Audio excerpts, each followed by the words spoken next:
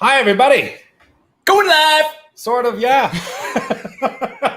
Oh, we're excited. The stars have finally aligned. The universe has come together, and we've been able to bring everybody we needed, almost everybody, minus Cam, to this fantastic event. Welcome to the Whiskey Heathens, a podcast with an expert and a hack and a fraud. So this is more about cigars today, which, as I'm sure you're all aware, we love. That's why we do these lives, so that we can smoke and drink. And we're here with Soupy and Jared McKelly. Did I say that right? Probably not. Sure. Yeah. Why not? I'll let you introduce yourself because you'll do a better job than I can. So, let the people know who you are and what you got going on.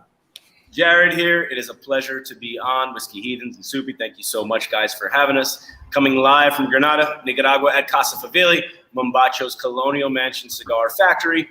I am the director of janitorial supplies, director of sales, as well as some of the marketing and whatnot. But just try to be a man of all trades here at the factory, and then travel a bit from Mombacho. But basically, one of the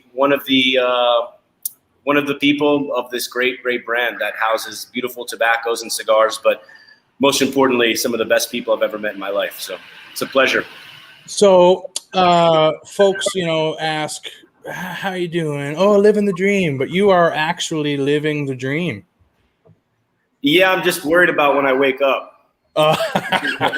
Fair enough. We're up here surviving the nightmare in northern Alberta. So. Yeah, it's pretty crazy.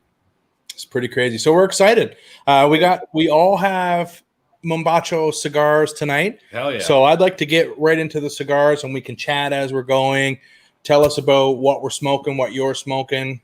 And we'll keep you here for as long as you feel you can. Yeah, until you get sick of us. Excellent. Yep. I've got the Liga Maestro. Yep. And this will be my first ever Liga Maestro. I have not had this yet, so I'm very excited. Yeah, I'm going to join you. Ready to go. Liga Maestro as well.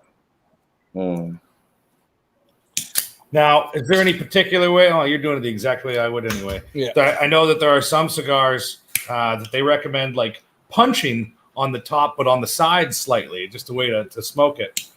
I'm not a fan. I use my teeth or my fingernails, truthfully. Anything you have. It's always nice to have a cutter in the pocket, but it's not always common, unfortunately. You'd think it would be, but A machete sometimes does the trick too. what's that? A machete might do the trick too if you're When in you're the here in field. Granada, man, or here in Nicaragua, machete does a lot. Yeah, you got that right. Good to know. So you guys are smoking the Novillo, right? That's our Toro size, I see. Yeah, that Liga Maestro. Very good. Very good. Man, I smoked one last night, and I basically burned my fingertips smoking it like this. And I suspect the same tonight. I've had a couple that Soupy had sent me, different ones. And my first introduction was what Soupy sent me. And man, I was really, really enjoying actually getting you here so we can ask the questions, right? Because it's an awesome cigar. I've seen those Mombacho moments and stuff, like the hashtag super cool. And I've seen the first Mombacho moment. So, throughout the night, maybe you can kind of touch on that as well, right? Yeah, absolutely. Would you like me to tell a little bit about the cigar? Hell yeah. Well, maybe we start with Mombacho itself before we get into this particular cigar. Sure. So Mombacho was founded in 2005 into 2006, formally 2006, when Cam Heaps, who was mentioned earlier, the president, now sitting president of the company and founder of Mombacho, with some friends traveled down to Nicaragua. They were going through Central America. They came to Granada, a pretty well-known place, not as well-known as it is today.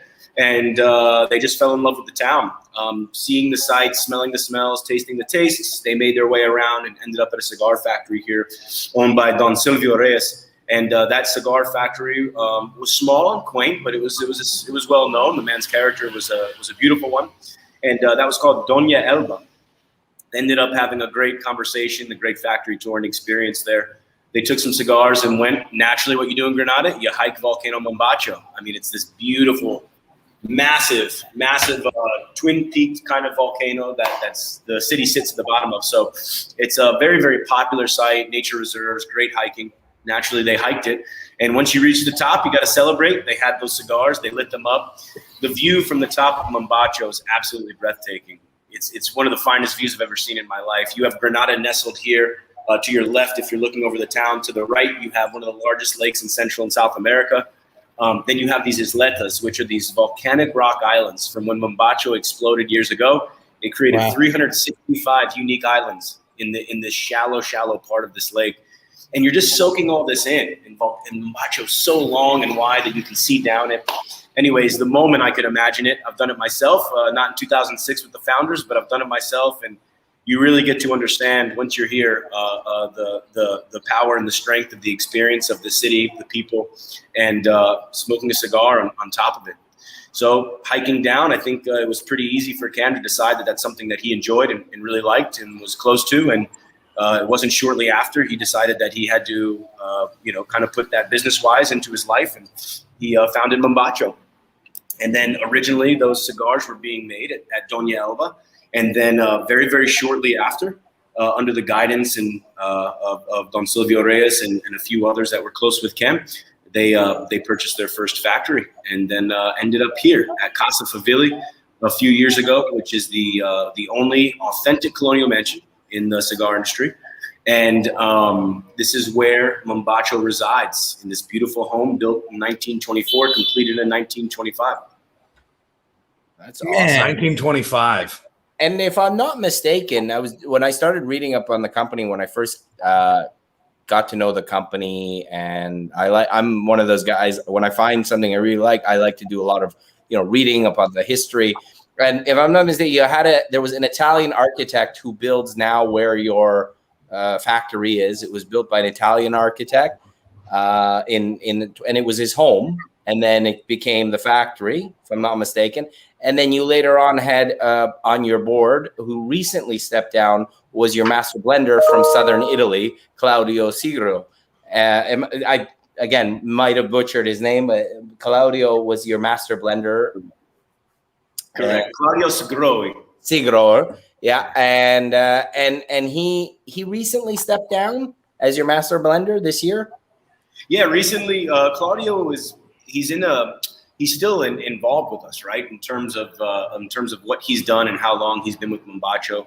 Obviously, his labor of love is intrinsic in the brand and the blends that you're smoking right now, for instance. In a lot of the projects, I mean, Claudio was the backbone of the company for quite a while. And it was a lot for an individual to do. It was a lot for an individual to handle. And he was away from his family quite a bit. So we got to kick the year off with him and spend some good time with him, which was really excellent. A lot of fond memories were made in the beginning of this year. And then it just turned out that Claudio wanted to go into a consulting and do some blends and do some exploration of his own. He's at that age and at that point with his tenure in the industry where we're seeing a transition of the old guard into a potential new guard where guys are established. That it's really a natural thing. And, God bless him. And he's got some really cool projects coming out right now that are, I think, on the market or soon to be on the market. But, his Liga Maestro, for instance, was a very, very heart-to-heart blend. It's a super, super finessed blend that deals with the unique primings of Ligeros and Visos. That's what he played it off of there. It's a Nicaraguan Puro, for instance, but he made that specifically for the Italian market. So what you're smoking there is so much deeper than just this brand that sold, right? It had a purpose. And again, it was that connection with the Italian market, that connection of having an Italian president and on staff, the connection with Mario Favilli from Italy. So it's very, it's a really cool story. But yeah, Claudio is on his own, and it seems like he's just rocking and rolling. So when you say Nicaragua Puro, that just means filler, wrapper, everything is from Nicaragua? That's correct. Your binder, your wrapper, and your fillers are all Nicaraguan.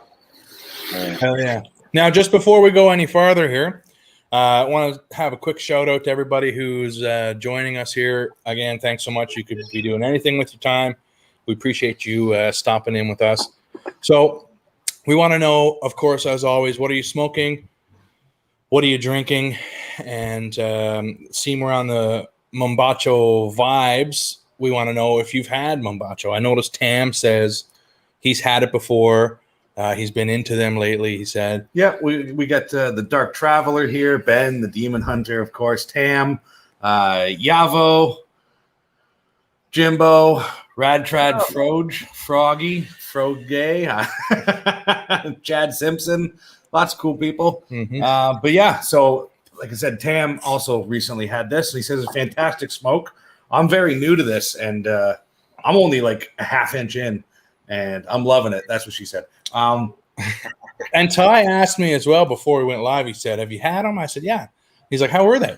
I was like, "They were great." And he's like, "Nice." Yeah, good. So I'm glad I don't have to bullshit. Yeah, I mean, it's a lovely smoke. Each one that I've had have been seemingly quite different, but all very, very pleasant, very approachable, and very enjoyable. Thank you and guys. they're well structured. You know, at times you get some cigars from Nicaraguan, and because they're blended with different leaves and wrappers, they don't hold as well. They're loose, and they sort of they smoke very quickly and they fall apart. And you know, they're okay or they're very light. This is a great balance of both heaviness, earthiness, but without being too abrasive like some of the more robust cigars. So if you're new to cigars and you're looking for sort of a medium blend, I think this is the right way to get into it. And it's so smooth because of the Nicaragua, the fact that it's pure Nicaraguan. You know, it's a very consistent blend of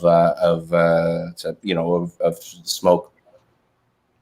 That's the way to say it too, Soupy. Is those tobaccos when that marriage happens, there's a certain harmony, right? Mm. The beauty of that harmony is celebrating not only so we have the ability to do some different things, whereas maybe mass market production doesn't make sense for all blends or brands. Sure. However, the marriage and the harmony of this particular blend in Liga Maestro is really, really unique. It's super enticing too. As you continue to smoke it, it continues to entice you, which is something that we don't always talk about, right? Does a cigar want to give us more as we're smoking through it? And then ultimately we have to come to a point where we're satiated. So there's a fine line of when we hit that satiation also. And, it's unique about that Liga Maestro. There's some other, I gave you guys the Toro because I didn't know if you guys like smaller ring gauges or whatnot. So Toro's always safe. It also is probably the most popular selling size. Toro's pretty safe. Yeah. Pretty safe. Yeah. I figured. Easy choice. Yeah. Thank you for that. I mean, and just to mention, the packaging, it comes in a beautiful box and gift wrapped in a beautiful a yellow satchel with nice. Oh yeah, I got one there for you. And of course, a beautiful. I want to mention, thank you again for the gift. A beautiful cigar cutter with a nice leather pouch. Very durable cutter, and I love it. So thank you again. I love just everything, the construction. Yeah, thanks for the lovely gifts because they were fucking lovely. They were mucho gracias. Yeah. Just make sure you guys keep them in your pockets because when we meet up and smoke together, I promise I won't have a cutter. 100%. Now I'm going to warn you, Jared. If you're one of those people that likes to give out that, hey, whenever you're in town, please come on down, come visit. We're the type of people that will take you up on that. Yeah, so we'll if you show do up. make that offer, understand that it's not one of those, throwaway offers that you just say to people, yeah, please look us up. No, we will. So just be forewarned. I try to be a humble guy, but I don't offer people visit. I demand they come and visit. So we'll let's bring do the it. whiskey or the rum or whatever. Yeah, we could definitely provide some libations. That's for sure. I feel like there would be no need to bring cigars. So we'll bring the other accoutrements. Perfect. Now, Jared, do you partake in rum, whiskey, wine, beer? Do you have a specific poison other than coffee? Because I saw you drinking coffee. Fantastic. Coffee courses the veins, so that's just punto anyway, right? That's happened. However, I used to be a lot bigger in whiskeys. I think before like the real popular peak happened, I'd say probably like 6 years ago. Those were the days, man. Like when you could have a Willet on your bar and you would make a cocktail with it for somebody because Willet was a little bit more accessible maybe or something like that, and today obviously you can't do that. But I've always been a big gin guy. I like the complexity of high quality gin. I think it's also, when you talk about high quality gin, it's a very approachable price point, right? So I don't mean to sound prude, but high quality gin is an approachable price point. It's an approachable liquor. It's not for everybody, that's for sure. But the complexities of gin are really, really nice, especially for experiencing pairing flavors. I enjoy wine quite a bit. And then rum, it depends. I like Flor de Caña because it's very, very clean. I love Diplomatico in the pairing. Diplomatico is a bit sweet for me, but I tell you what, that comment never turns anybody off. So, yeah, and very smooth. I had the first sample, first time I've tried Diplomatico, and it is smooth. So anybody looking to get into rum, they don't want anything abrasive. And this is locally, you know, you can pick this up locally in most liquor shops. You know, I got to tell you that, man, it's a very smooth I'll rum. get it in a second. Yeah, it's a smooth rum. It is, you're right, it is sweet, Jared. I mean, it is on the sweeter end of rum, but that's okay. You know, if you're having a great... I'm not into that sweet dessert, shit, right? man. That's too spooky. What's that? I'm not into that sweet shit, man. I know. Once in a while, once in a blue moon for an after dinner dessert drink, just to sweeten the lips with a cigar, it's not bad. But it wouldn't be something I would recommend drinking all night, or the headache in the morning might. We even got tequila. So the good news about that is the cleanliness of the sugar cane, because the uniqueness of that distillation factory being in the center of the sugar cane. So the sweet is actually not as potent as an added sugar later on in the process. So I will say that you don't hear too many. Yeah, that's the worst, man. I hate that. Oh, it's terrible. You heard it first. What you're saying is zero hangover in the morning when you drink a bottle of this. Oh, I'll have to get some of that. I have a couple bottles of rum here, bamboo and stuff, right? Yeah. A really cool claim to fame of this rum, though, which is super unique. And it's tough for guys like us who maybe know liquor a little bit better, or who enjoy liquor a little bit better, or have just been around the block with it a little bit more, is when people start talking about the supremacy of a liquor in a cocktail. I get, okay, yeah, cocktail's a cocktail. You can do a lot to it. However, there's two particular cocktails that are done with the Reserve Exclusiva that we do the events with too. One of them is actually a Diplomatico Old Fashioned, and I'm telling you, it changes the rum entire. I mean, the cocktail it's beautiful. It's literally beautiful. I would try it. Anything. Oh yeah, we'll try it for sure. Well, speaking of gin, I had a faux pas. We went whiskey hunting this last weekend, and Josh found a bottle of the Hendrick's Lunar, which is becoming harder and harder to find. And then I opened the door of the truck, and it rolled out and smashed on the ground. So it was really that's sad. Right. Yeah, I forgot about that. I didn't. It still haunts my dreams. Ty, I have no ill will towards bottles get smashed, man. Well, I would be remiss here at the Whiskey Heathens if we didn't ask you, what is the liquor scene down there like? Is there readily accessible tons of different whiskeys and rums and gins, or is it more a smaller selection that's available to you? It depends. When you're in the capital or you're at a specialty store, you can get some unique stuff. So rum, Florida Caña is again one of the finest rum companies and distilleries in the world. And it's funny because at a gas station you can get very inexpensive rum, or you can get all the way up to every gas station 18-year Florida Caña, or even sometimes 25-year, which is because it's local. Bottle. And any gas station, it's amazing. Any gas station. But if you want some of the other spirits and whatnot, you've got to do a little bit of hunting, but Nicaragua has a bunch of gems in all the major cities. So like Esteli has a great store. Managua has several great stores where you can go pick up some different stuff that's imported. And then for the most part, anybody's house you go over, they bring the bottles in too. So that duty free at the airport is not shy, and everyone takes advantage of that. Well, when we come to visit, not if, but when, we will reach out and see what it is that is not available there that you would like. We'll definitely bring something interesting down. So. 100%. Excellent. 100%. I'd like to interject again. A whole bunch of people's after coming in. Hey, everybody. We're reading your comments, and I've noticed that a bunch of folks are saying, oh, I'd love to get some Mombacho. How do I get these? So, like, if you stick around type of thing, maybe we'll throw a little incentive in there on how you can get some Mombacho stuff. You know what I'm saying? So I don't know if it's in the description or whatever. I think it is. With the last thing you sent me, I wasn't able to put it in, but okay. Yeah. So there's a little discount code and all that good stuff too. And, we'll maybe let you talk about that, Soupy or whoever wants to talk about it really, or when we want to talk about it, but it's kind of as an incentive to keep you here. Yeah, we have a tendency to drag people in, and then 3 hours later we're still drinking and smoking, and then the conversation drifts to other things of other natures. But I promise you'll be entertained regardless. Yeah, and I'll send a link to Ty here as well, so we can put the link up so you can actually go to their website and check it out. I can add it in, yeah. Yeah. Well, why don't while we're getting that sorted, clearly it sounds like English would be your first language, Jared. Would I be correct in saying that? So what's your story? How does a guy like you end up in Nicaragua? Cigars are an interesting industry, right? Just cigars kind of find you. So originally I'm from Tampa, from Ybor City, Nice. which is known as the cigar city, right? So growing up, it's interesting. Like in everyone's desk, in their top drawer, even though it's not a humidified environment, and everyone's desk in their top drawer, there's like cigars. It's very, very common. All the sandwich shops when I was young, they would have like actual puros, like real cigars for sale. At the registers, you knew about the names like Newman, you knew about names like Fuente, you knew about names like Habatampa, even with the older type cigars. Of course, you saw the factories in Ybor City. You knew the history about it. It was just part of the culture. So growing up, cigars were not foreign for us in Tampa. And when I was younger in Tampa, the city was a little bit different. It had a bit more of an eclectic touch of tradition, which it kind of doesn't have today, which is a little bit unfortunate. But it's trying to hold on to it best it can.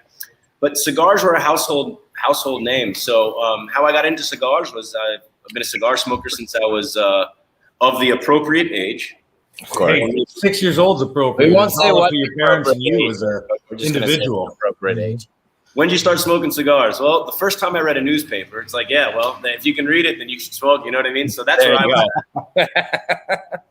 And I just smoked cigars, and then got to meet some really cool people going in and out of different shops and events and whatnot. And I was looking to switch industries quite a few years ago, and an opportunity arose. And I took a look at it, and I said, no, I don't think so, not for me. And then an opportunity from that opportunity arose with the same folks. And there was a unique business entrepreneurial plan.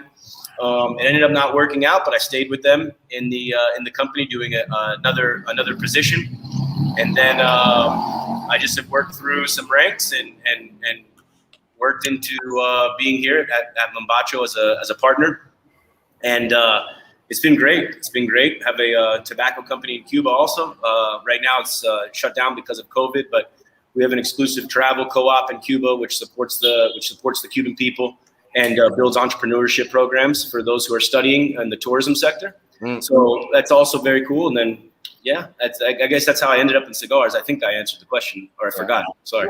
And your background, do you have South American background? I mean, you speak Spanish, I know very well. I mean, and is your background South American? My Spanish is still hurting, man. It's still hurting, suffering. It's embarrassing, but no, I'm not. So both of my parents are Italian. My father from Sicily, my mother's side from southern Italy. And there's a couple generations, and then just a 2-generational move from both sides of the family.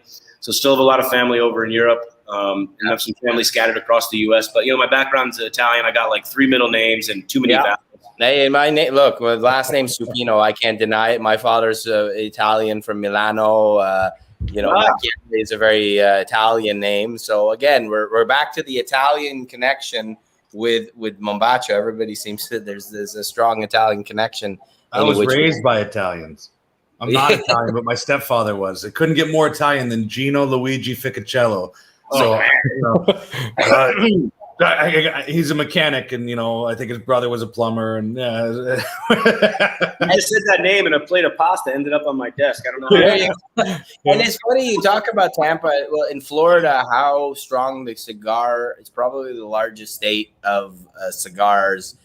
You talk about my brother lives in Miami, and I've been there, and then other guys out at Cuban Crafters and the family, the Garcia family, who produces a lot of from cigar from their home brand at Cuban Crafters. And there's huge Cuban influence and Dominican influence in Miami and in all of Florida.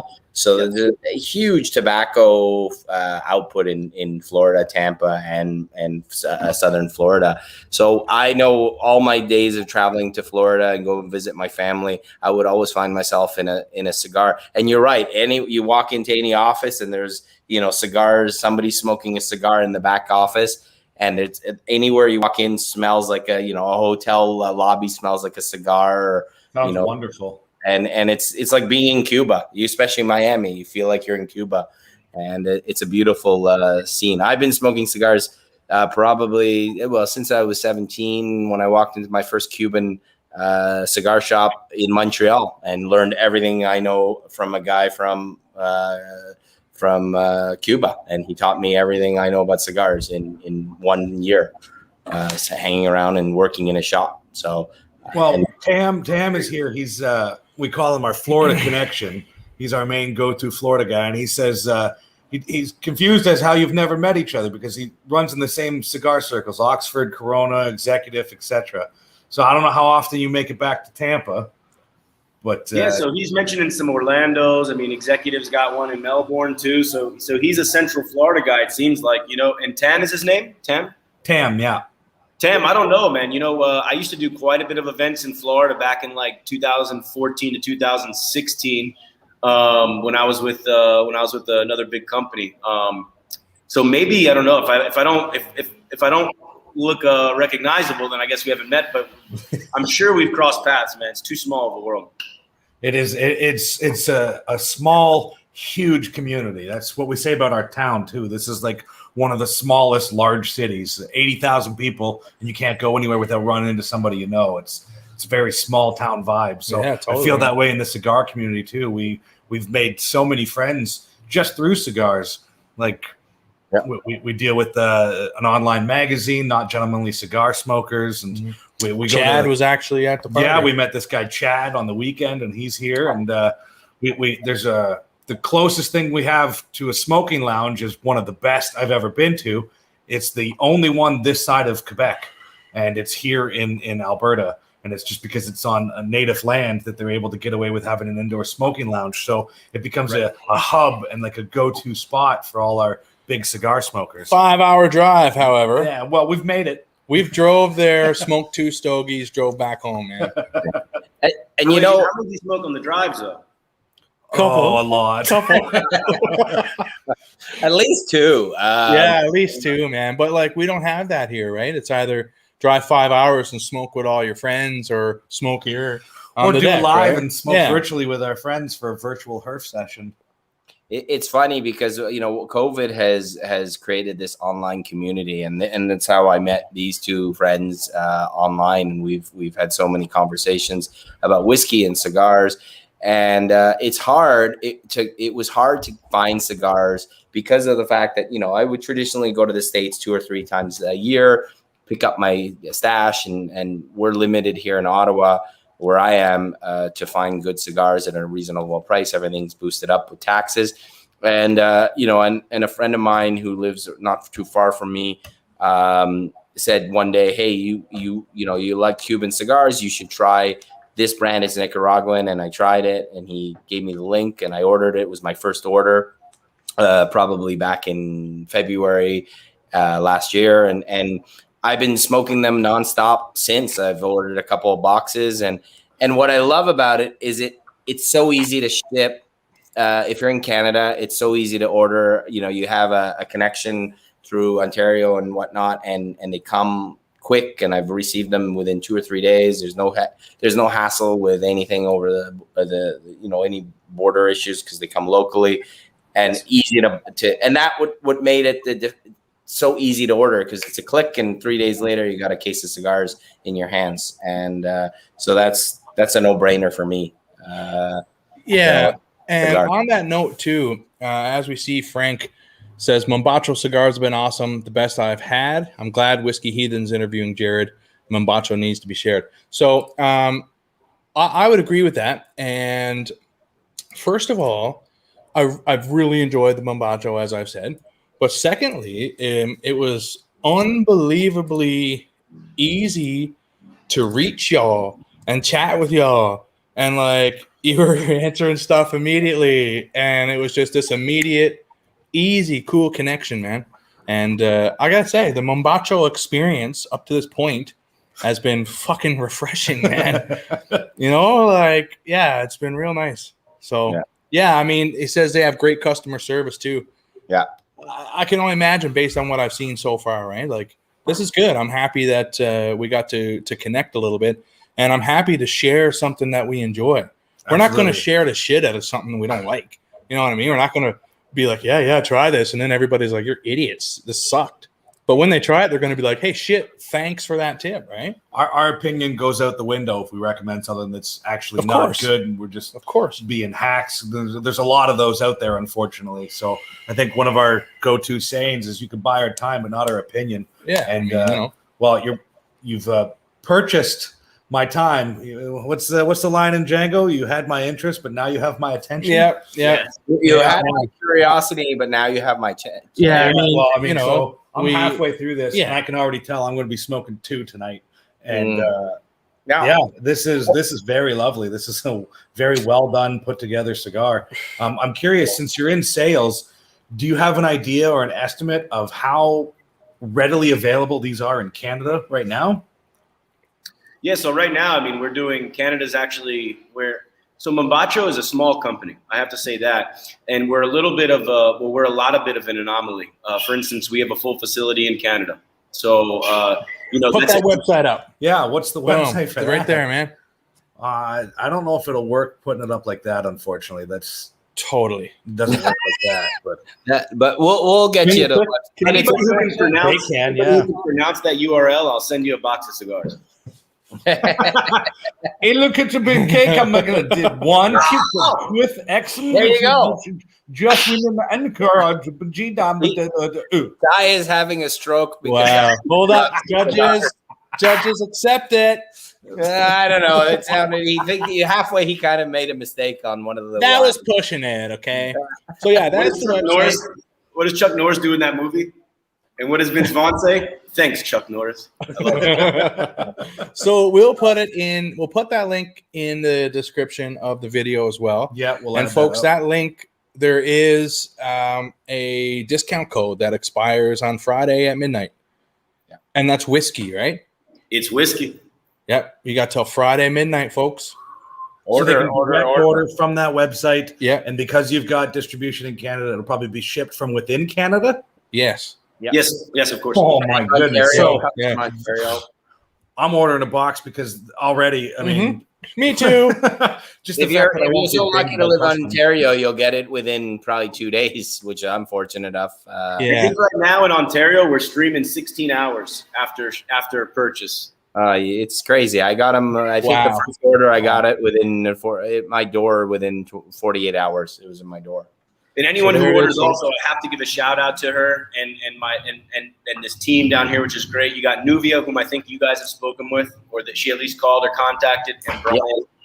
There that we call. I mean, one thing, and I will boast on behalf of the company, not personally, but we call every single customer who makes a purchase with us, from retailer, exporter, of course, that's standard. But every end consumer who has an experience with us also, that we get to gain that information from them and their trust in a purchase, we contact directly. And it's something that's deep in our DNA. And, like I said, we're a small company, but we're kind of an anomaly. We have a unique scale of bandwidth internationally. And just when you said you had a great Mombacho experience, that's really all that really matters at the end of the day. You can sell a ton of cigars, and it's easy to say, I don't sell a ton of cigars, but I give great experience. Everyone wants to sell a ton of cigars. However, I can tell you that in the company's DNA, it would be a refusal to sell more cigars if it meant that we had to compromise the customer experience and the customer service experience on behalf of Mombacho. So it warms my heart, and I can't wait to share that with the team tomorrow. Well, you did say that you're a boutique cigar company, and you've got that one beautiful factory that we had in the background. We'll put it back up. But I guess that means with smaller scale, you get better quality control as well, right? So you're getting, like, I would just point out the bands, just the bands that are on the cigar. It's a beautiful band, beautiful label. I'm going to wait till it gets a little closer. But one thing I always notice in a lot of mass-produced cigars is they overglue their bands. I'm hoping, and I'll do it here for everybody, that it just comes off so easy. Mine was perfect. All right, well, there we go. It's the little details like that that'll really, the littlest make thing me matters, notice. dramatically sometimes, right? Yeah. It's ritualistic, man. It's something from everything from the detail, from the way it's sent in the mail, with package, with the liner bag, and just the finishing, the wrapping. I thought it was just classy the way you guys presented your product. But also one thing that people should know is that if you do end up on the website, I would recommend that you sign up, because every time you make an order, you collect points, and those points are then translated into Mombacho dollars. There's So a rewards program too. you get a discount that you could use it towards, and it's reasonable. It's not like air miles where you need 40 million air miles before you can buy a soda can. This is. It's really like you want people to smoke your cigars. Yeah. Weird. No. Yeah. And you know what? Like you're making an effort really. to do sales. I don't know. Yeah. Seems like this could work. As we grow, we want more people on the street. We want to penetrate those areas that have taken care of the industry so well, especially in North America. We want to support our distributors who are on the ground doing footwork for us when we can't be in particular countries or nations. But when you have the opportunity to connect directly with a customer, social media is not my strong suit, and it's not my favorite thing, just being real. However, the idea of taking that direct connection, understanding of social media, but making it more realistic with a voice on the phone for us is key. And, that's what we want to make sure the experience is true, and we want to make sure that the experience is enjoyable. And if it is that personal touch.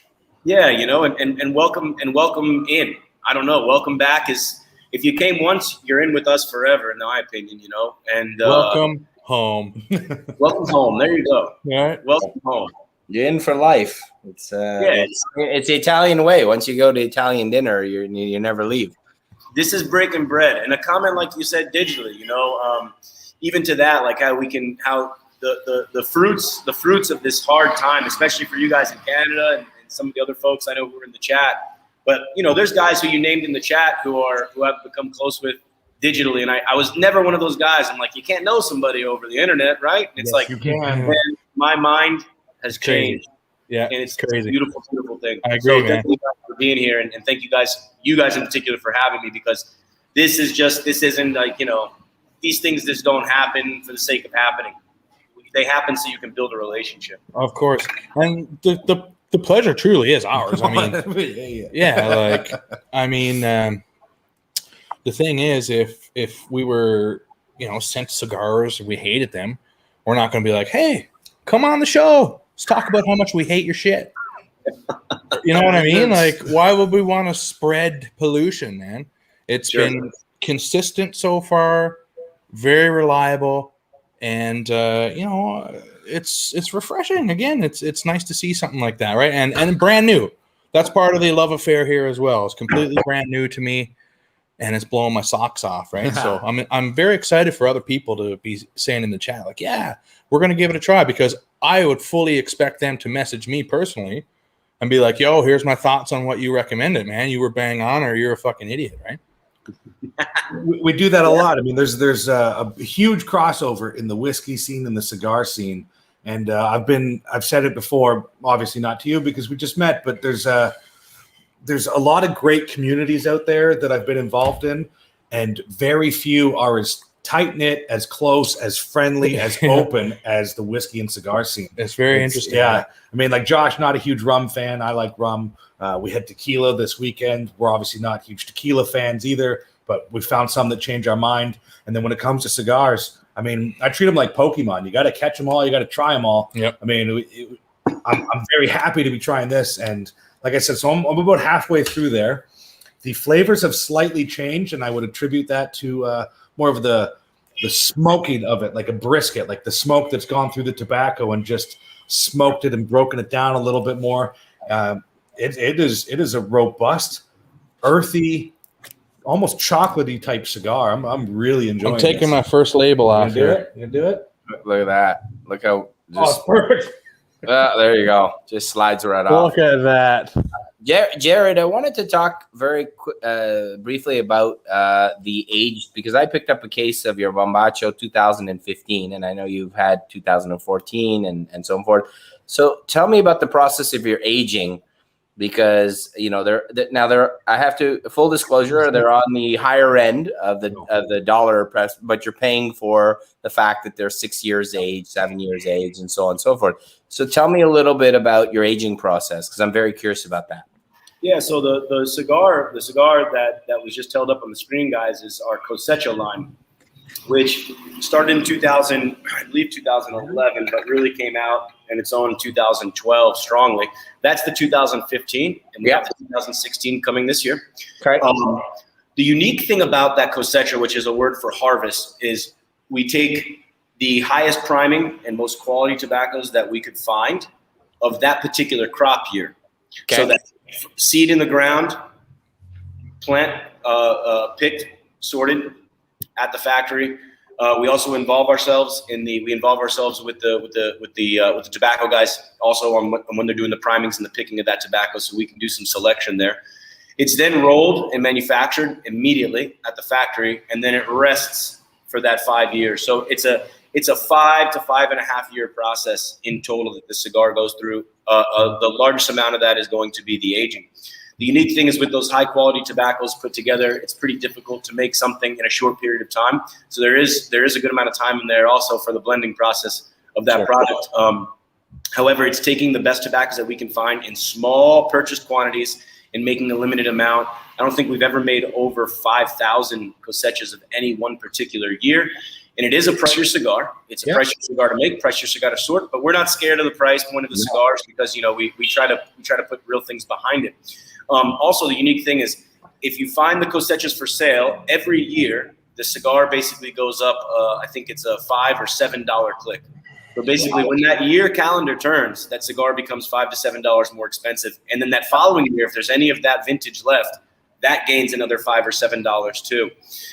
So it's a unique blend that really celebrates one single crop year, one single harvest of tobaccos from that crop year, as well as the manufacturing of that year too, because there's no machines, there's no even Liebermans we don't use. It's all hand, right? Which is what we all know and what we all love about cigars. Technology, sure, can help advance something, but we're never going to get better than these in this industry. You'll end up with a Guantanamera, and nobody wants that. Right, and a lot of guys maybe in the chat don't know what that is, but you don't want it. You don't want it. And it's unique because that crop year also, when the rollers, the roleros, and the boncheros understand what the process of that cigar is, what they're able to do is they're able to put a little bit more love into it. So you're also celebrating the year that it was touched 100% only by hand, right? Yeah. So see, that's part of the ritual as well, man. Like, of course. Hell yeah. And I got to say, I'm a fast smoker, and I've noticed with Mombacho that I'm not so fast. Normally, it's almost double the speed, and we're almost equal to I've been taking my time with the Mombachos because, usually I'm smoking, just go, smoke. But here, it's back to the ritual for me. Like you said, everything's by hand. There's an immense amount of care that goes into every single step, including selling the cigar to the consumer. That's right. And after the consumer orders. Yeah. So, it takes you right back to the ritual, man. It's quite nice. Yeah, the aging process, to get a little bit more granular in the question in detail there. The aging process, we have one of the master suites here at the mansion that's dedicated for our aging room. It's of course got everything from the reverse osmosis water system to clean water purification, clean air cycling. It's a very tech advanced room for aging. Claudio did a great job of that. He had some really unique experience from some guys who do some aging with other products also to come in and give their expertise. So the room's pretty impressive. Again, it's one of the suites here at the mansion. So it's unique to build shelves around walls and whatnot, but it's one of the only rooms that still has support columns visual in the actual room itself. So when you walk in there, you're getting this architectural feel, and you're just like, it's like being in Europe and going down into a cellar when you're seeing the stones that were placed into the wall, a few hundred years ago. There's a certain element of antiquity there that, listen, I'm all for a good story and I'm all for a good sale, but I'm telling you the truth. There's something about the antiquity and the beauty and the architecture of that room that helps the cigar taste better. It just does. I'll believe that. Yeah, why not, man? If we're talking ritual, then everything matters. You know what I mean?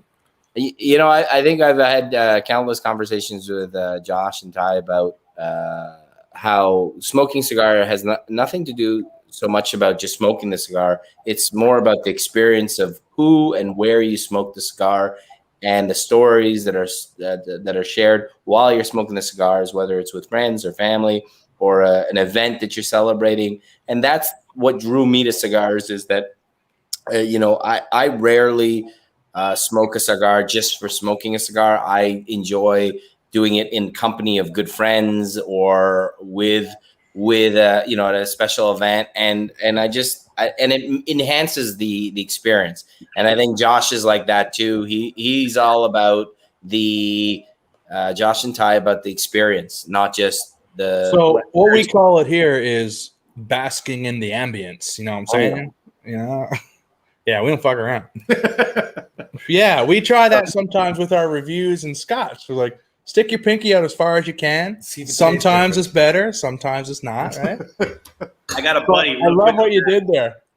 I got a buddy, right? He is, God bless him, but he's had terrible neck problems since his time in service. But anyways, he's had a bunch of surgeries. I think his second or third surgery, they did something. They repaired him, but of course something else happened, right?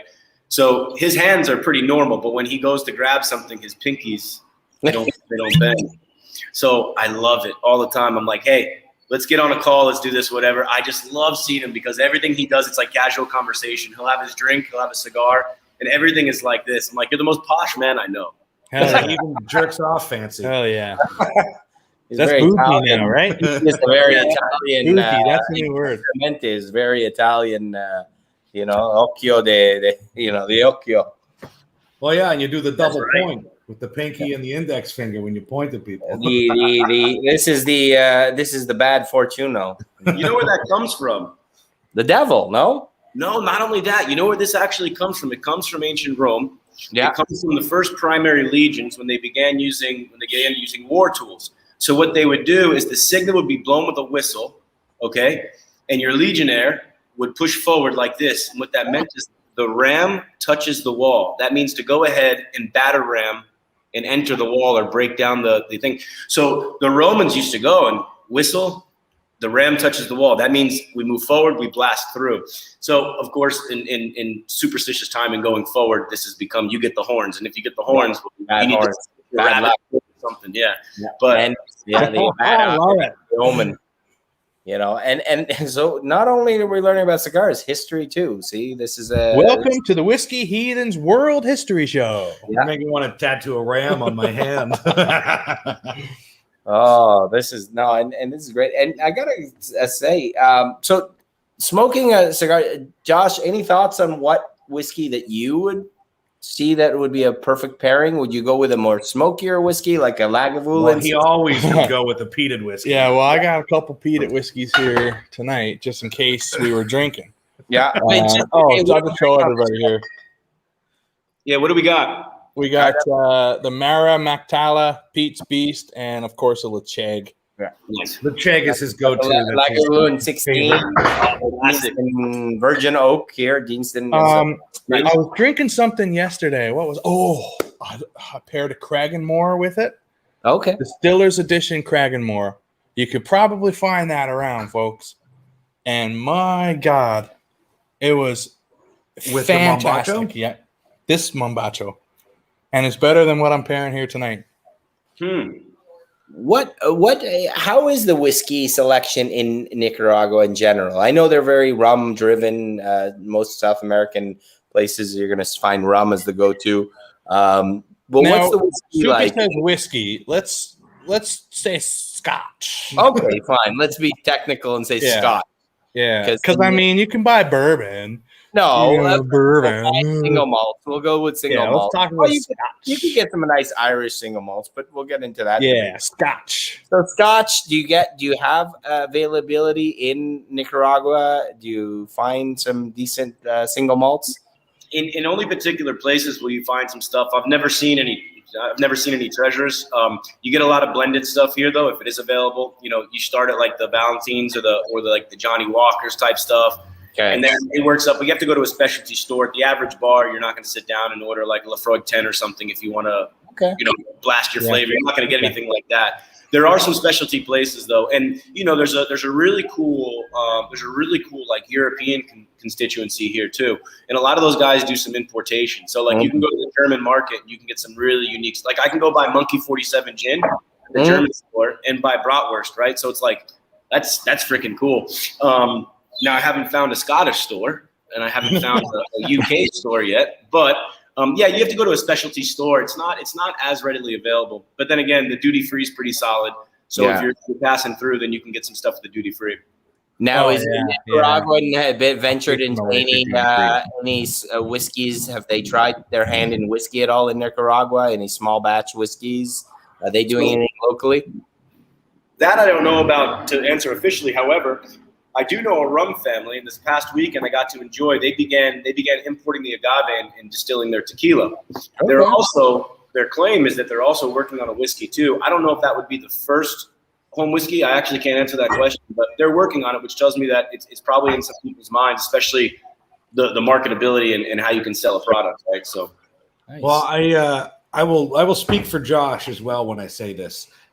Since you've been so generous with us, if there are anyone in your team that are whiskey fans and there's anything that they would want, we can pretty much get anything. We will gladly send down multiple sample bottles or even full bottles of something that you guys are looking for that you couldn't get, that you're like, we would really like that.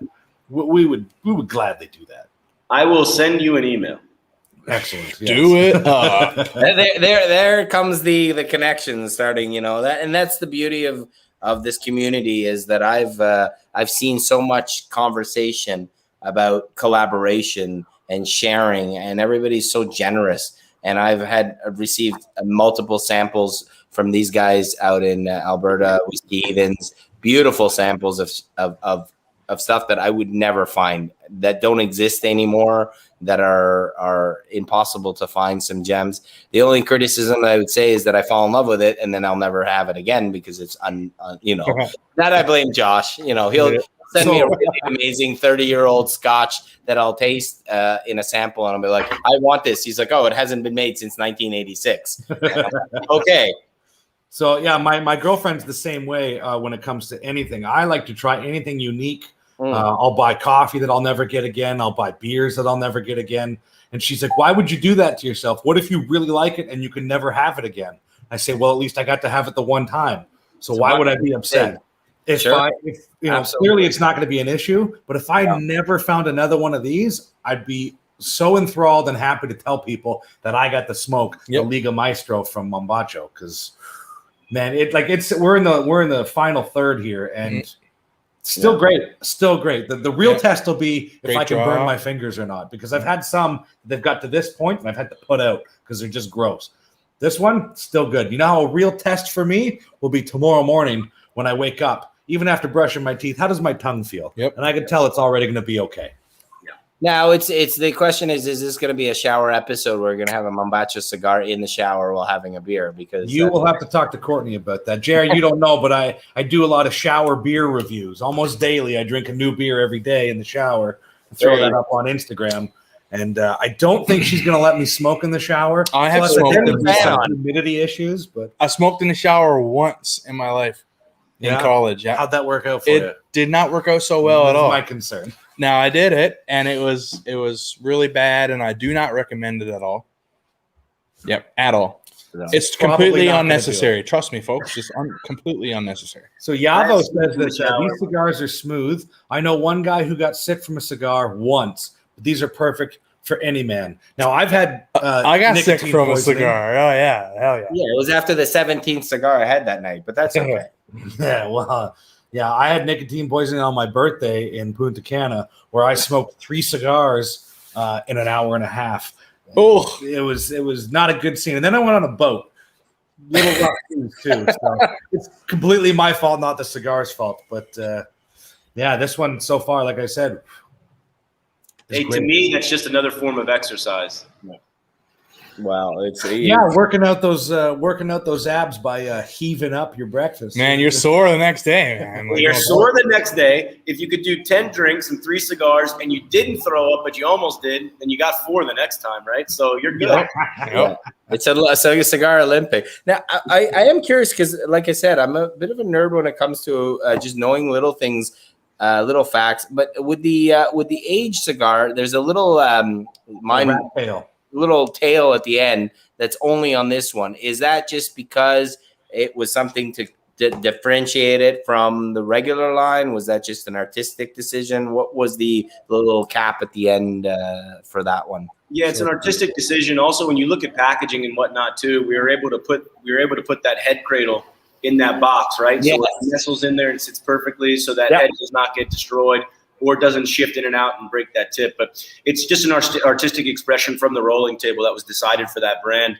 Some of the cosechas don't have them, but they will have them. They do have them since I think since 2014, and they'll have them probably continuing. I like it.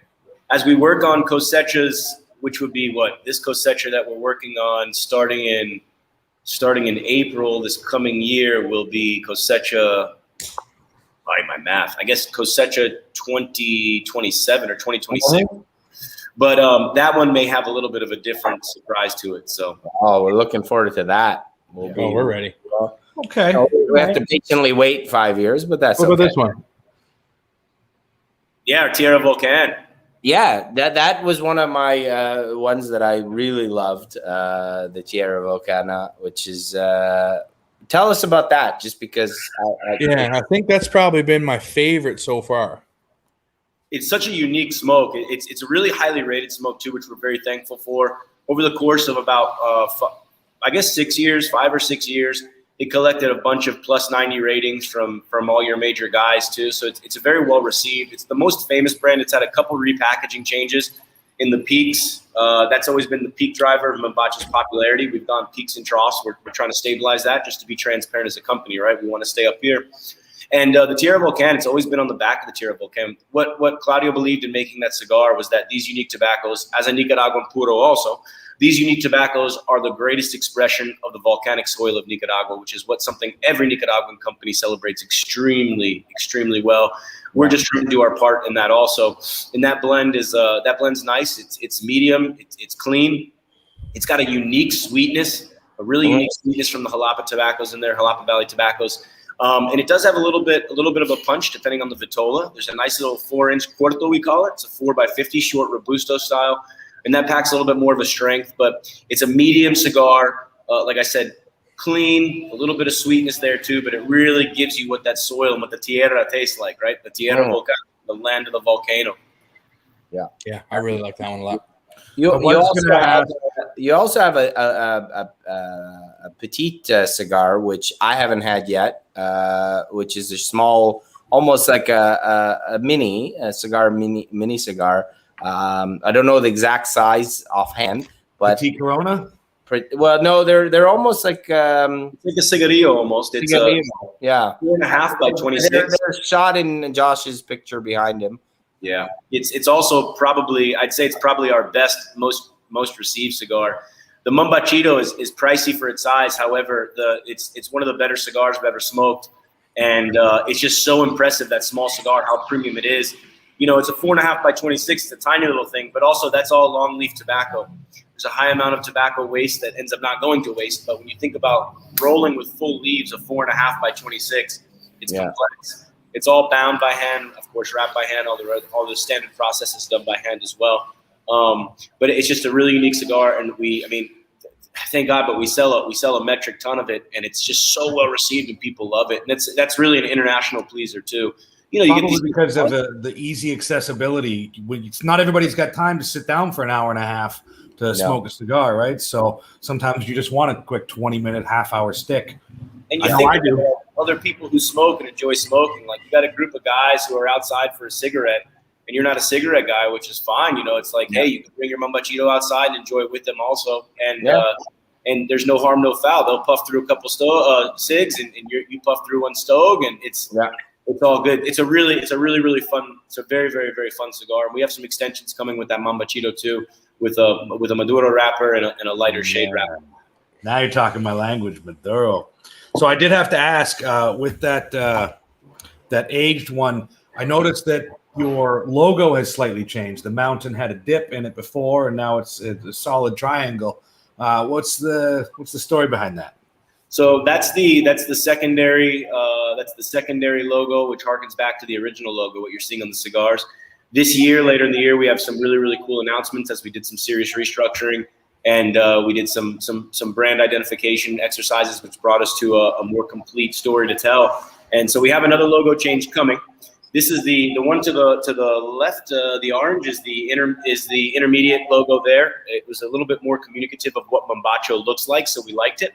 Yep.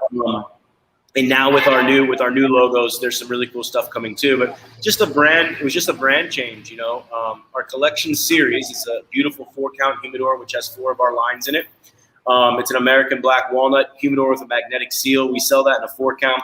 That was the first thing to adorn the new logo. And the Soupy sent me one, yeah. I smoked those 4 and love those as well. Yeah, I sent Josh a sampler pack, which came in a beautiful wood box, and which I was really impressed on how they were packaged. You know, the box is a slide box, and it's just the way that it's presented. Again, I like that kind of thing because it's a keepsake if you're a collector of different boxes. And and I got, you know, a hold of a T-shirt, which, you know, I gotta say is probably one of the most comfortable T-shirts, which is often my biggest problem with T-shirts is that you buy them and then they last probably a month and they fall apart, or they're really uncomfortable and they're really because they use cheap promotional material for but the T-shirt, it's a true fit, so it adjusts to your body. You know, if you've got a Bradley Cooper body like we all do, or you got more of a, you know, more dad body like some of us, and you know, what I like about it is it's direct body. Yeah, dad body. You gotta, but you know what? I love the artistic, you know, just everything about it, and the quality of the finish on it is really nice. So good on you guys for, again, producing or sending out something that's not shit and that's not going to fall apart in the wash. So that's something I got to say, because it's my favorite T-shirt to wear because it's so comfortable. It's awesome. You know, that's the other thing too, is a T-shirt falls apart, or the other story for the T-shirt is it ends up in the drawer, and then 10 years later you're donating it, right? Yeah. And that's all good. We all do that. It's the nature of the T-shirt in itself. However, we want a shirt that people will wear. You know, I worked for a pretty large company that really set the standard in the industry of what like merch is like, or they would call swag. And some of it was really great quality. A lot of it, because of the volume, couldn't be great quality, but people loved it. And in my experience, it's better to make less and better to offer less, but just send out that quality. When you can. Less is more, man. And you've got, you know what? You even stamp your cigar labels, something that I'm just noticing that. Super cool. I got July 2020. Yeah, so you cool. kind of get that official when it was. Love it. That's just another little random ass detail that's part of the fun, right? You know, and I think that comes from the. I'm gonna hazard a guess that's influenced by Claudio's attention to detail, because knowing that he's Italian from southern Italy. Everything's about the detail and the finishing in Italy, right? Everything is about, you know, their cars, their cigars, everything, their wine. It's about the quality and the finishing. You know, the fact that the label is well constructed, it's not going to fall apart. If you want to do keepsakes, that you know, they're heavy gauged labels. If you want to keep them for a collection, they're really, which we do. Nice. Yeah. And I've got a whole crate full of cigar bands that we're going to turn into something very cool when I've got another 1,000. Nice. So That'll be like I've what? got about 1,000 in there now. Oh, you know, I'm coming down to this, you know, 3/4, and it's just what I love about it is the consistency does not change. The flavor will evolve, but you're not going to get, you know, a lot of cigars that I smoke. By the time you get to even halfway, you're getting a lot of bitter smoke from smoking through, and it becomes unsmokable. Where this, you can go all the way down to the nub. I've purged once already, and I think it was enough. It wasn't a huge flame, so it didn't really have that much ammonia built up in it. I purge a lot anyway. Just because of, I don't know. So again, part of the ritual, right? Well, I threw this up here, the Diplomatico, so that's obviously what you're smoking there, I believe. So actually, we're smoking something a little bit different. Of course. We haven't announced it yet, but it will be announced this week, tomorrow, I guess, because that's the end of the week. But it's a specialty project that is unique for the German market only. Ooh. Oh, Is Botucal. okay. Portugal. Botucal, and that's the Diplomatico rum in Germany. So this Wow. will be heading out to German. This will be heading out to German retailers and a lot of their luxury stores in the month of September. We got a lot of big, great events I'll be over there for lined up, and you can see the box here too. Okay. I turned some of the cigars over, but you can see Botucal. It's a logo change for their rum, but it's the same blend. Really, really nice cigar. And it's the truth out of Diplomatico, just with a little bit of a different mark for their rum. The rum also is Reserva Exclusiva, but it's not Diplomatico in Germany. It's Botucal, which is why we're in Germany and you're watching. This is something exciting news. That is exciting. Oh, that's awesome. I love Germany watching. Drop me an email or a text or whatnot, and we'll find the information sorted out. But I'll be there in just a few weeks, and we'll be doing some events given the environment over there. So it'll be fun. Yeah. So how does the rum aging process work? How does this infusion happen? So there's actually no infusion with the cigar. The cigar's a true puro. So there's no infusion. There's no tobacco that's handled with any type of rum.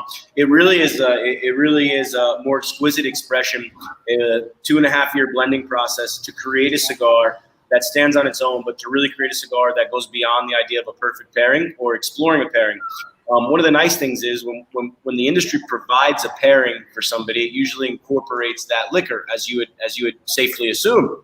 However, when you can blend tobacco put together very well with a rum put together very well, and they both stand on their own laurels based on what they are as a product, we found that to be a bit more strong, and that's what we did. So what it is, it's a constant process of exploring Diplomatico, the visits with them, going through their processes also, and then mimicking in our own fashion how to do that for the cigar and how to incorporate them together to where it's just beyond perfect pairing. It's just totally complete. Oh, nice. So there is no, so just to be clear, there's no, like, I know with some other cigars where they incorporate the aging process with the liquor, whether it's an American bourbon barrel aged cigar. This is not the case. It's nothing to do with the liquor being infused or aged in barrels or anything. It's just making a cigar that lines up to their. Yeah, you selected tobaccos blended specifically to drink with Diplomatico rum. That's awesome. Exactly right. We have a project that'll be coming out. It's still too early to discuss. Not that it's a secret, but because we're still in the processes, but early stage processes. But we will have a celebratory Diplomatico that comes out for a couple of the other higher end rums they have, because the company does create some very high end and very exclusive rums also. And that'll incorporate the retired barrels on their end, some of the aging of the tobacco. So there won't be an infusion by any means, but there will be a celebration of merging these two. So we found, me specifically, I think Josh has as well, a really good cigar with tons of Ligero or even Latakia, pairs well with a very peated whiskey. I wonder if you would make something directed more towards a smoky, peaty whiskey that would pair perfectly. I'm very curious to see how that would work. Like a Lachag. I'm sensing there might be a Whiskey Heathens blend coming in the near future. Whiskey Heathens cigar blend, exclusive to Whiskey. The Heathen blend. I like there it. may be conversations in the future. I just said that out loud, inside voice. We'll take it offline. Yeah. There's some companies out there that have done great jobs, great marks of whiskey too, and there's some companies that have done some fun projects which have to do with like the infusion side of it, right? To celebrate more the taste of it. Tam is pointing out the Drew Estate should take a note from you guys, because the Pappy Family Reserve is, I'm going to go by his emojis, meh. I have 4 in there. Yeah. And he's the third person to tell me. We haven't smoked Yeah, those. he's the third person to say, like, don't get too excited. No, that's interesting. Yeah, I know, like so now I'm Cohiba, even more excited because I hope it sucks, right? Cohiba just recently did something with Weller as well. Oh yeah. So I mean, it's becoming more and more of a popular thing. But I like you said, I safely assumed that there was some sort of infusion. But just to know that it's made specifically to pair with that particular liquor is it's interesting. I'm glad to know that. So now I know that when I do get my hands on a Diplomatico cigar, I'm gonna have to go get some Diplomatico rum. Yep. Yeah. You're gonna have to try. I'm telling you, sipping the rum alone, if it's not your speed, that's okay. But when you pair those together, a difference happens with that product in the cigar, and the difference happens with the product in the rum. And we are a whiskey show, and we've been drinking rum. These are all samples: the Abuela Tanny Port finish, Abuela Oloroso finish, and now I'm on to the Plantation Barbados. Nice. Very different range of rums. All too sweet, correct. For you, yes. I like a sweet rum. They're your samples I'm from now. Oh, okay. They're mine now. Yeah. Excellent. You go ahead and drink those. Yeah, no, I'm going to drink something called Lecheg. Oh, yeah. That is again the plug. Yeah. Now, Lecheg is a great brand, and I never drank Lecheg in my life until He's the unofficial ambassador. Josh, who put me onto Lecheg, Forced it down your throat, and you loved it. Yeah, I became a lover of Lecheg and obsessed with Lecheg because it's a great whiskey all around and peated, perfectly blended. But I do have to say that. Yeah, I'm with Josh. I'm not a big rum anymore. I used to like rum, but easy to drink. This rum is very easy to drink. So Mitchell Santaga here says that he heard the Weller one, the Cohiba Weller, is subpar. Most of the whiskey branded cigars are meh. The Diplomatico is amazing. So this is multiple people whose taste I trust are telling me that, I fucked up by not getting a bottle of Diplomatico today. I hope because it's not available in our town. God. Well, you guys in Alberta, you guys have Drizzly, right? I don't that know what app that is. for delivery of liquor. No. Okay, so that may be I may be confusing that with BC. Now a lot of the liquor stores will deliver to your house, like sure. yeah, like curbside pickup if you want, right? It's pretty loose and free here, man. This you is brought up BC, and it comes to mind. I was just chatting just today because he knew I was going online. Mitch Moments, and he was commenting that he wanted to jump online and he wanted to be here, but I think he was unavailable tonight. But he was excited to see that we were going to get connected because we've been chatting a lot, and he's one of the brand ambassadors. I believe I spoke to him today. Yeah, me too, brand ambassador or affiliate, as you call them. You call them affiliates, yeah. He's more of a personal. And he was eager, so I wanted to shout out to him because he wanted to be here tonight and jump on and say hello, but he couldn't.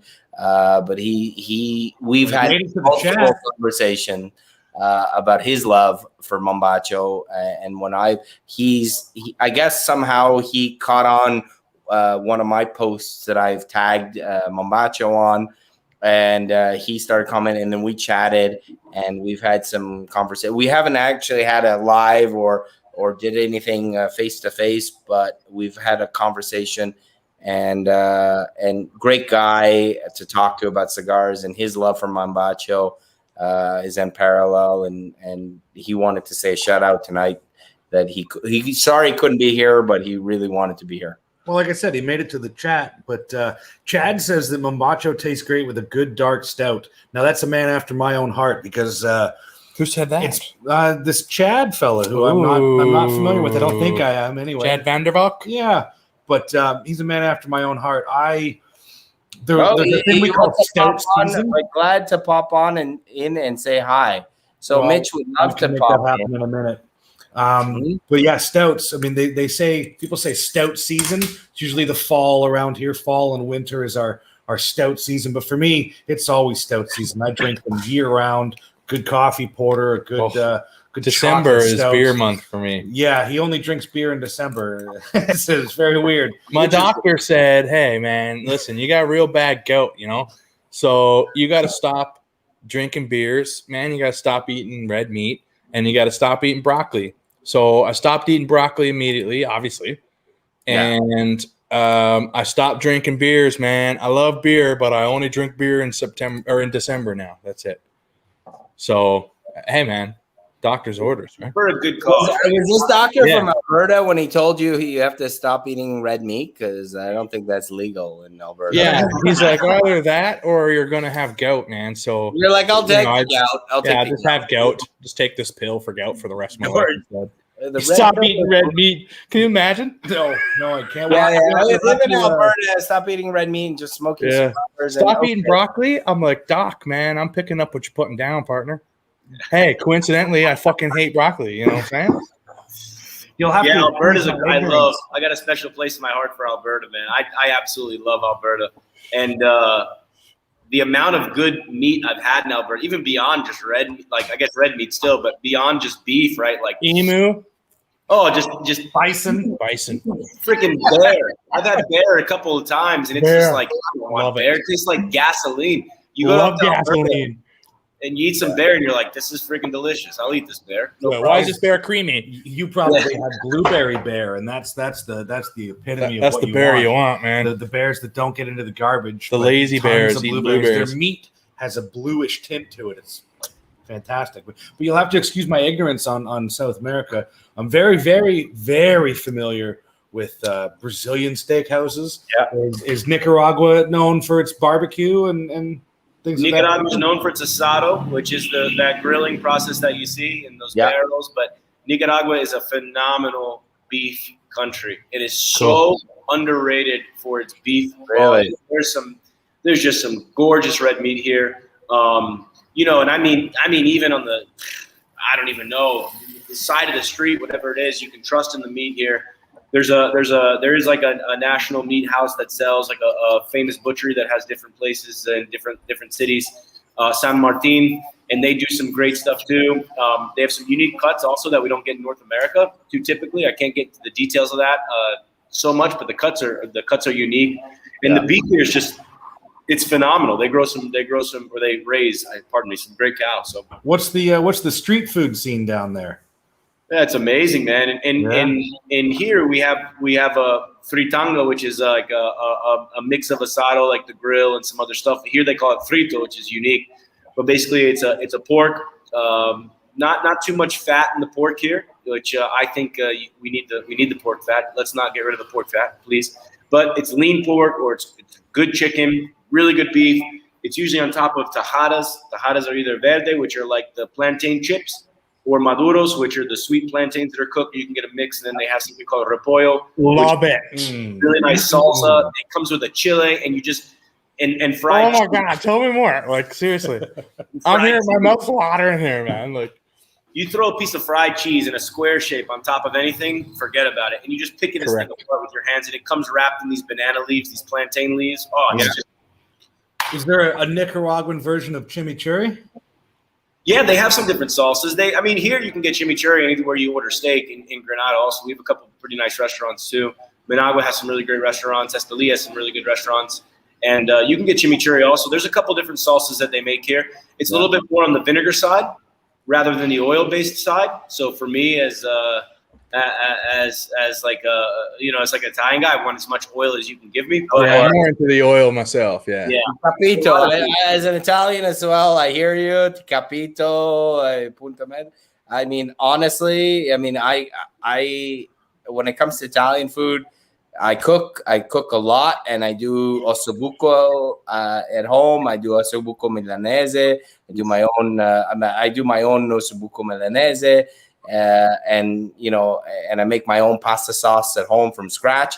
And I often my theory in bolognese, you cannot just have one meat. When I do a really bolognese, I do at least 3 meats. I usually do a veal, either a lamb, pork, and then a beef, and then I stew them for hours and hours, because to me everything has to be time, right? You got to just stew it and just extract those flavors, because everything in Italy, dolce fa niente, right? I mean, the old saying, dolce fa niente, sweet while doing nothing.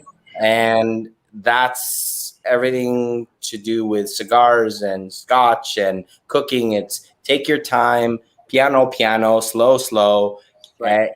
And that's sort of the theory in everything I do, is just take your time, do it right, and enjoy it with friends, and that's how you have to live life, right? It's time well spent. Yeah, that's what we're all about, man. See, I'm Irish English Scandinavian. So Salt, there's a salt, lot of salt. potatoes. Okay, there's a lot of salt. There's a lot of fucking Whiskey. sausages and shit like that. You know what I'm saying?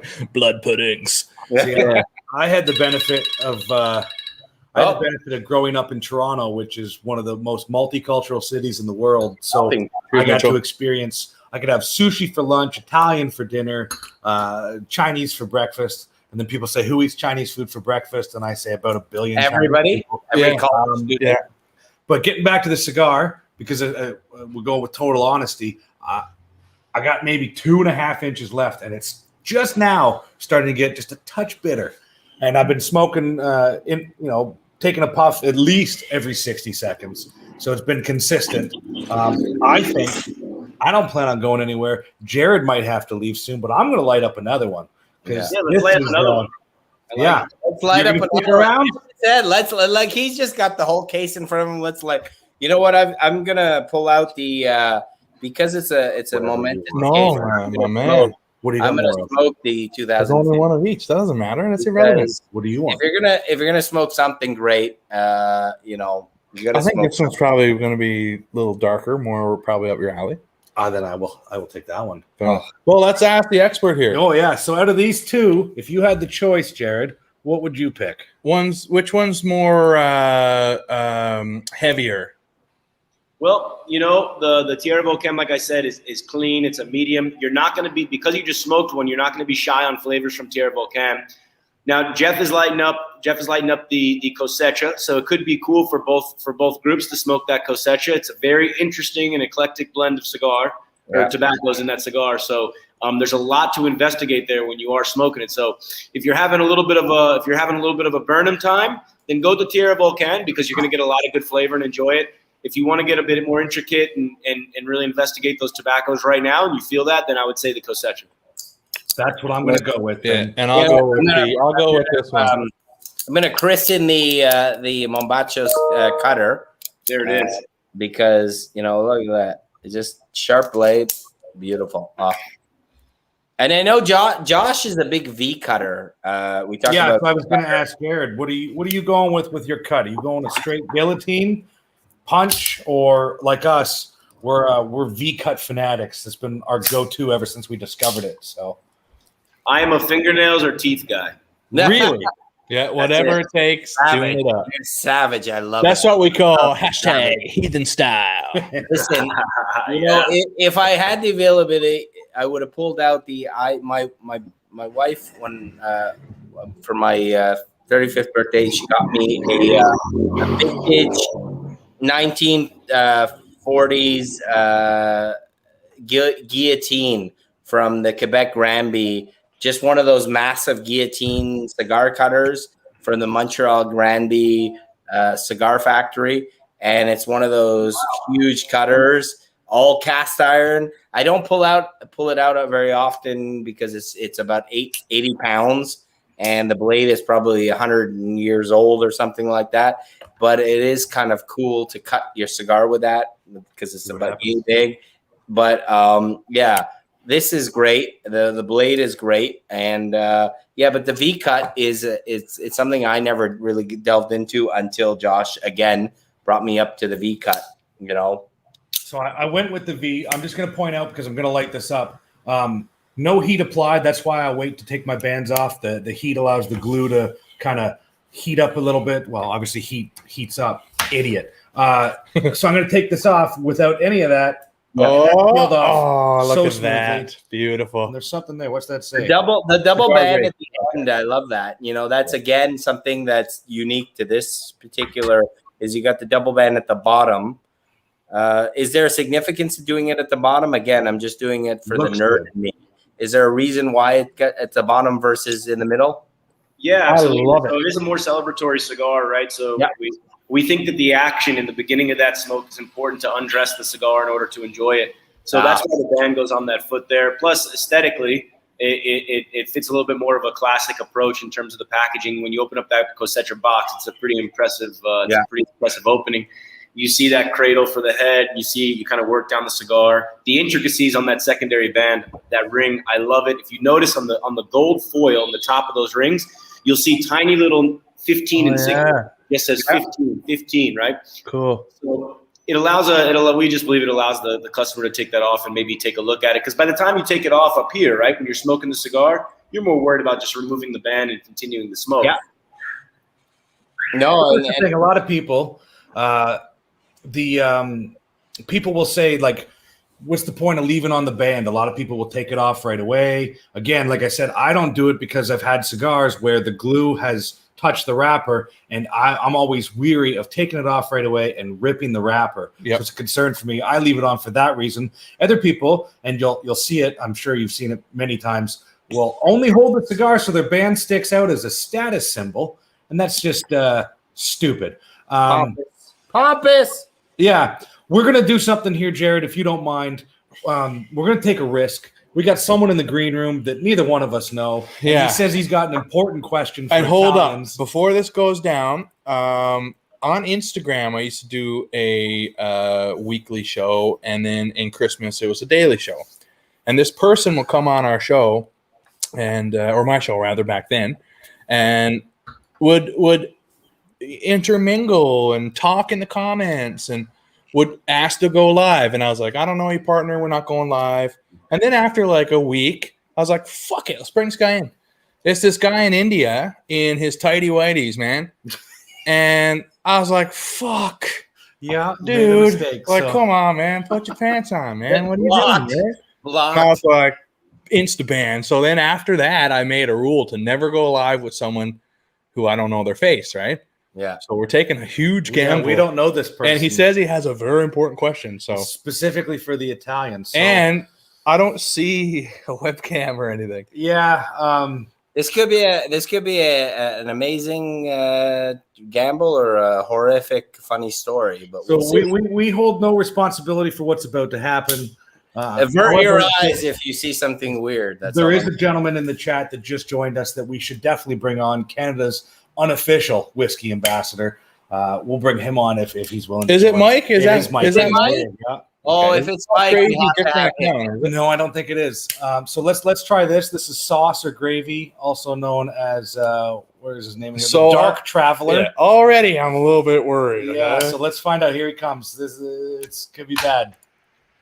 Hello, Sauce Hey. or Gravy with no camera and just audio. Well, yeah, so I don't turn the camera on because I'm a bit of a recluse.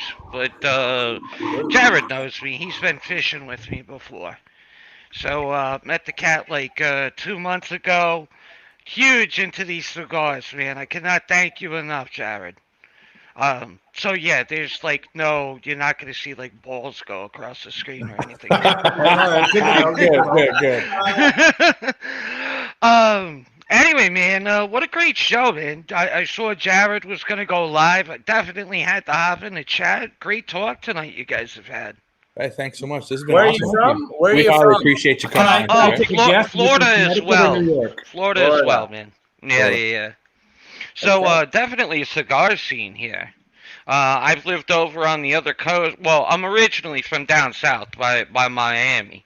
Miami. But I've lived over by Tampa in a place called Paso Grill, which is like a little piece of land that comes off over by Tampa in the bay. Huge scene here, man. I smoked my first cigar when I was 19 years old. And I had no idea what I was doing. I smoked a Macanudo Portofino. I remember that. I'm in my 40s now, by the way. Nice. Smoked that. There were these places in Boca. One was called Mezzanotes, and the other one, this is like in Meisner Park in Boca. And the other one was Max's Steakhouse. One of those a la carte places that you go in the door and you're like, oh my God, it's like $75 for a steak. No, but that's the steak. You want a baked potato for that? But that's another $30. You know, like you don't even know yet. Max's was Yeah. famous. Mezzanotte, they actually just ended up closing for COVID. Did they? They Did finally they, man? closed. That used to be my spot back in the day, bro. 100%. I can tell you, Jared knows how to mess up a fish, by the way. Jared knows what he's doing. What's the important question you got? Yeah, what is Oh, okay. So since there's a lot of Italian representation here, so is it called sauce or is it called gravy? I knew this was coming. I said If this it's is my American, name, it's man. gravy. Is it called sauce or is it called gravy? See, I know Americans will call it gravy, tomato sauce, gravy. I don't think Depending. depending. If you're a Philly guy, you're gonna call it gravy. Jesus. If you're Italian, Jersey. Jersey's a gravy place also. Yeah. Philly, Jersey, that area. But let me tell you something. Sauce or gravy for me, it's sauce, man. It's sauce every day. 100%. Hell yeah, it's Gravy, bro. Gravy. We'll fight. Next time you come here, I'm throwing you in the ocean for the sharks. Brother, you gotta Brooklyn. Throw it Brooklyn into the aspect, too. chat too, folks. Sauce or gravy? We want to know your take. Adam Adam says says gravy if it's meat. Adam Gravy if it's says. got meat. Yeah. Put it in Gravy chat. to me is steak meat. It's if you're having a little steak, you're gonna put gravy on it. If you're having pasta, it's a sauce, pomodoro. You know, I mean, to me, I'm hardcore sauce, pomodoro, or to me, I don't know. I've never heard gravy with pasta. When I Yeah. do It's an gravy, Italian American thing for sure. Yeah, Yeah, my family's from New York. It was always gravy. Yeah, you got That's the what I figured. Brooklyn twang there, brother. Yeah. Although I'm from way upstate. I figured Poughkeepsie. No. I mean, we're talking like Niagara Falls upstate. Oh, Buffalo. Like the Buffalo. Peace Bridge. Buffalo. But in South Florida, like the whole Boca, Coral Springs, the whole Broward County, southern Palm Beach County, like everybody's from New York down there. Where are you in Florida? Where? I mean, again, I'm a bit of a recluse, but let's just say somewhere near that I can watch the rocket launches go out of Kennedy Space Center. Just a bit of a recluse. So you know? Clay says he's Canadian, so it's sauce, but what the fuck does he know? Rad Trad Froge says bolognese is gravy, marinara is sauce. Well, he's right. Marinara is sauce. I mean, being fair. It's a type. Bolognese is a type of sauce. Marinara is a type of sauce. Pomodoro is a type of sauce. Now, But you're you're in Puttana, Toronto. visis ora macazzo, perché on the Thessalonica. What are you talking about? now you see. Now Oh, you what the fuck's going on here? I like it. Oh, there's the Italian side coming out. I know it because he's doing this and he's doing this. Manaccia, But we got a Toronto boy in here. You're from Toronto, man. You got a great Italian scene in Toronto. Oh, What do you hear it called in Toronto? Sauce. Yeah, look, the other guy who said he was from over in Tampa, that syndrome, he even says it's gravy. no, come No, on. see, He Cam's understands. from Come on now. Connecticut, which is just a rest stop on the highway. I don't think Connecticut's a proper state. I don't think it really exists. But he's been in Florida long enough to really have the amalgamation of Italian and understand. I'm sticking by him, man. Sticking by him. It's gravy. My wife's Absolutely not gravy. watching, but she says when I get excited, I turn Italian. The hands start going. The accent kicks in. yeah. I can't help it. Did Just you rub it notice out. too? Yeah, totally. Yeah, I don't even notice it. I'm the same way, man. I'm the same way. Well, thank you so much. Yeah, it was a pleasure Traveler. talking to you guys. Jared's a great dude, man. Have a great night, boys. We've become Ciao. very Thank you, Bob. good Take care, brother. Ciao, brothers. Cheers Cheers. for joining Cheers. us. Take care. That was fucking great. Okay, so That that's was what one of the we highlights. took the gamble, and it You dodged worked. a bullet on that one. Yeah. So far we're 50-50. Yeah. I'm going to Not throw it bad. up. If Mike is still Not here, I'll throw bad. it back in the chat because he might have missed it. Yeah. There's the link, Mike, if you want to join us in the green room. Yeah. I'm Is not Mike- into weird stuff by any means, so don't take this the wrong way. But if a dude from India popped up in whitey tighties, that would have been hilarious. It was very strange, man. We It's were a all just gamble. like, at first we were all just like, oh my God, this guy's been here for a week with us, like chatting away, man. And like telling us what he's drinking. You know, and it's funny Fuck, I because was like, Josh "Geez, talks fucking about dummy, man." his Josh talks about his hesitant to go live, but he did take a chance on me once to go live the first time, and he's like, "Look, I don't go live often with people I don't know," and then I picked up some good vibes from you, Soupy. That's all it Yeah. was, you know? you know, I was like, I've never done live before. Like, this is my first time ever live. I didn't. You even could know how- tell. I didn't even know where the button was. It was like, how do you accept? Because I was like, I don't even know where the accept button was.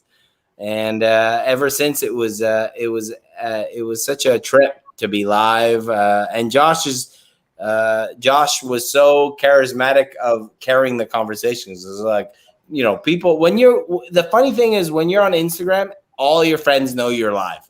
So they're all commenting. They all jump on and they're like, what the hell is going on? What are you doing live? And they all make comments. And I remember even a friend of mine, a very dear, close friend of mine I've known for 25 years, just decided to go live. Adam from the country just jumped on one night, and he just jumped on very quickly for 15 minutes. And I was just dumbfounded to see he jumped on live just because I was on live, and I wanted to say hi. And so it's one of those communities that just it made it the experience, you know. Well, pulling it slightly back to cigar smoking, Jared, I got to ask you, I don't have the ability to do it. I end up choking and coughing my lungs out. Do you have the ability, or do you even give a shit about retrohaling? Are you able to do that, or do you find it makes a difference? What is retrohaling? He just did it. Retrohaling is when you take in a certain amount of the smoke into your palate, right? So inhale. You're not going to inhale into the lungs, clearly, but you're going to inhale, and then what you do is you can keep your mouth open or closed, and you simply exhale through the nasal passage. So it opens up in the back, and what's in the mouth can come out.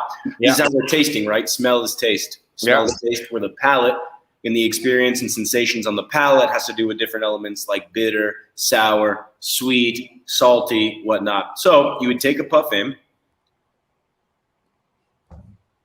And that's it. Just right out the nose. What it does is you're really able, you're really able to get some different elements of the cigar. You're able to see what's pleasing and not pleasing. There's certain sensations. A lot of people will sneeze like I'm about to do. Yeah. Pardon me. It's not a bad thing. It's clears the nasal. What's that? It's an irritation of the nasal passage. Clears it. Yeah. So, but it's unique I because just did it. you get a lot of different flavors. The retrohale has become increasingly important for these different blends and whatnot coming out of several factories. It's considered in the blending process. It's a very standard thing for your people to do on the factory floor, your production managers, your blenders, your blend teams. Retrohaling absolutely opens up a whole different floor of flavors for you, different sensations on the palate. You're able to experience the tobacco a little bit deeper, and you're able to get different flavors out of that cigar. Some which only come on the retrohale, and then some which will actually stay around because you've adapted and understood that taste or that smell. And then you'll be able to break down that cigar a little bit further after the retrohale. So Jerry, that's a good question. I wanted to ask you something, because in whiskey or in wine, there are different ways to taste. You know, the back palate. You know, when you take the whiskey or the wine on the back palate, you see a lot of wine.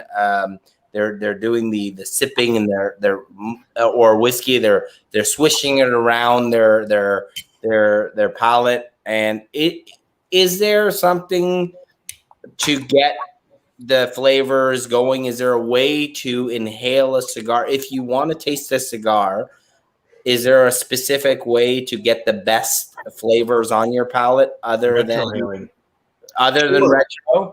Yeah, sure. So how you bring the smoke in from the cigar, you can bring it to the back of your palate, right? You can also bring it to the front of your tongue by putting the front of your tongue closer. In inhaling, that smoke is going to ride off the front of the tongue. You're going to get those sweet sensations. You can bring it to the back of the palate to experience some bitterness also and see what the tobacco is doing or how it collapses in the center of the tongue. Also bring it to the back of the palate, or swishing it almost around like a big inhalation will help activate your jowls with certain blends too. And when you get some tingling in the jowls, you know some stuff is going on there also. But you can bring in smoke.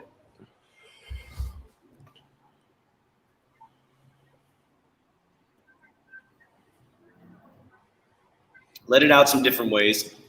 Massage the tongue on the roof of the mouth. Allow that smoke to kind of slowly come out or slowly push it off the tongue. And that'll allow that blended tobacco in the burn form to create different sensations so you can better understand what's happening on the palate. Right. It's all about the beautiful things. It's all about experience and how often you want to do these things, right? So the more that you go through that, the more you're going to learn and pick up. It's not an overnight thing. There's a certain amount that people can pick up, and there's a lot of amount that people can learn from that. There's also people with heightened palates. And there's people that have different types of senses of smell and taste that are accentuated compared to maybe the average person. So it all depends, but you gotta work through that tobacco. You gotta play with the smoke. Retrohaling is good. You should learn how to do it if you don't know. You start small and you just try. Try not to inhale anything, of course. It's not so pleasant with premium tobacco. But nonetheless, yeah, you switch it around your mouth, or you can experience it in different parts. You can massage kind of after you taste that. Yeah. You'll see what the residual flavors are like, how it's activating with sugars in your body, how the smoke is activating and the tobacco is activating with the saliva. For instance, a lot of people don't realize how much they can do. When you have a cigar where your saliva is robbed of you, it's a dry cigar, that's a tobacco reaction, right? Yeah. It's the same way when you have a particular, sometimes the seafood does that. The seafood will create a dryness from saliva, whereas like food with oils or spice, like a chili pepper, will create heightened salivation that's thicker, right? Your mucus glands begin reacting. So there's all different ways. It's just about experiencing it. I'm also a hot sauce fanatic. Amongst cigars and beer and whiskey, I collect hot sauces, and I think the door of my fridge is all hot sauces. The cabinet above it is even more hot sauces. But I have learned, unfortunately, the hard way, hot sauce and alcohol don't mix well. Yeah.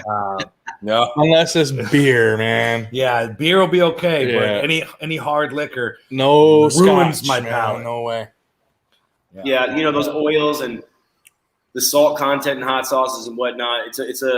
It doesn't have to always be a robber of flavor, but if you're overusing or something like that, you know, you're going to burn up some of that. You're not going to burn your tongue maybe, but you'll burn up some of the ability to do some flavor tasting and whatnot also. Well, I only buy flavorful hot sauces. I don't buy the sauces that are just like in your face, million Scoville, burn your tongue off. That's stupid to me. I want the flavor profiles out of it. So I'm staying around under 50,000 Scoville for the most part.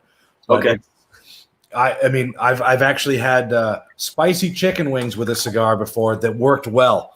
Yeah, get that smokiness, and it kind of paired well. But anything hotter than that, I think would be terrible. Yeah, there's certainly great pairings out there that are not conventional, right? Like hot chicken wings and cigars. For the most part, it's probably not going to go together well every time. Parts of it, it's not going to go well. Somebody's going home from the bar on their moped there. There's a lot of action on this street. It's a loud one, but yeah, the Granada's always active. You know, Are you right now? Where are you shooting from? Are you at the factory? Are you where? Yeah, are you this is the balcony that you can't really see anymore, but with all the flowers, and this is the second floor balcony facing the main street. So I have my double doors open here in the office. Yeah, we're gonna have to do another episode where we're gonna do a tour of the factory. Yeah. Oh, I'd love it. I'd give you guys a nice walkthrough. It's really, really a phenomenal building, and the We'll art. come down for that. That seems more of a personal thing. Yeah. You guys can film. Yeah, live Whiskey Heathens in Granada. Yeah, I like this. I do that with some of my friends too on on the chat platforms like Discourse or whatnot. Those things are. We'll do some of that sometimes. We'll all get together, smoke cigars. I mean, we're still here working tonight. We've got a lot of work still to do. So packaging department's still here. Some of the rollers are still here. But they're all looking at you, wondering what you're doing, eh? They're all eyeing you and like you're smoking cigars and chatting online. And the workers, they don't understand what the marketing people do, eh? They don't know what these guys do. We're a special place in Granada, right? We're not like Esteli or Condega where we're breeding these people for mega industry where they can go to factory by factory and get a job. So a lot of the folks here, because we're smaller, are deeply connected to the brand. Once a month, we have brand information seminars and tasting seminars where we'll experience different cigars off the tables that are new. We'll talk about brand development. We'll talk about what the markets are doing. We also are all the employees. That's all the employees. Cool, man. Fucking cool. We also break down departments, right? So we're not big, so we're not like a super compartmentalized company where department runs autonomously. But one Saturday we'll grab all the bancheros and we'll smoke just stuff without wrapper and talk about it. And then we'll go through brand things. We'll have some lunch. We'll sit down. We'll do some different coffee tastings. And it's a really important thing for your folks to know what's happening. Like right now, we're packing a huge order for Europe, and they know that there's some nuances now to these clients. And this year was a big upswing in that. We did a lot of good work. So for instance, like with this German order and this exclusive product, you have a lot of the people in packaging who are putting it together and saying, hey, this sticker, we usually put this here. Is that an issue for this box? Because there's a tax stamp and maybe aesthetically. how do the Germans like it? You know, the other person said they're pretty precise people. And you're just like, you guys are freaking beautiful. You guys are beautiful. You're asking these crazy, just great questions. And it's all because of the connectivity that we have to have as a family. I mean, we all even eat lunch together. We eat lunch together every day, the entire factory. Beautiful. Beautiful. Family is an overstated and kind of abused word, right? Like it's very easy to incorporate family, but the beauty of being in these foreign nations is when you say family, it has a different connotation to it. It has a little bit more of a weight. And without that here, we wouldn't be able to operate because you know what? Finding employees, finding staff, you know, it's in the cigar industry when you're in a town that's not in the cigar town, it's very, very difficult. When we get good people, we make sure we do whatever they need to stay, and their families are welcome, and it's a great environment.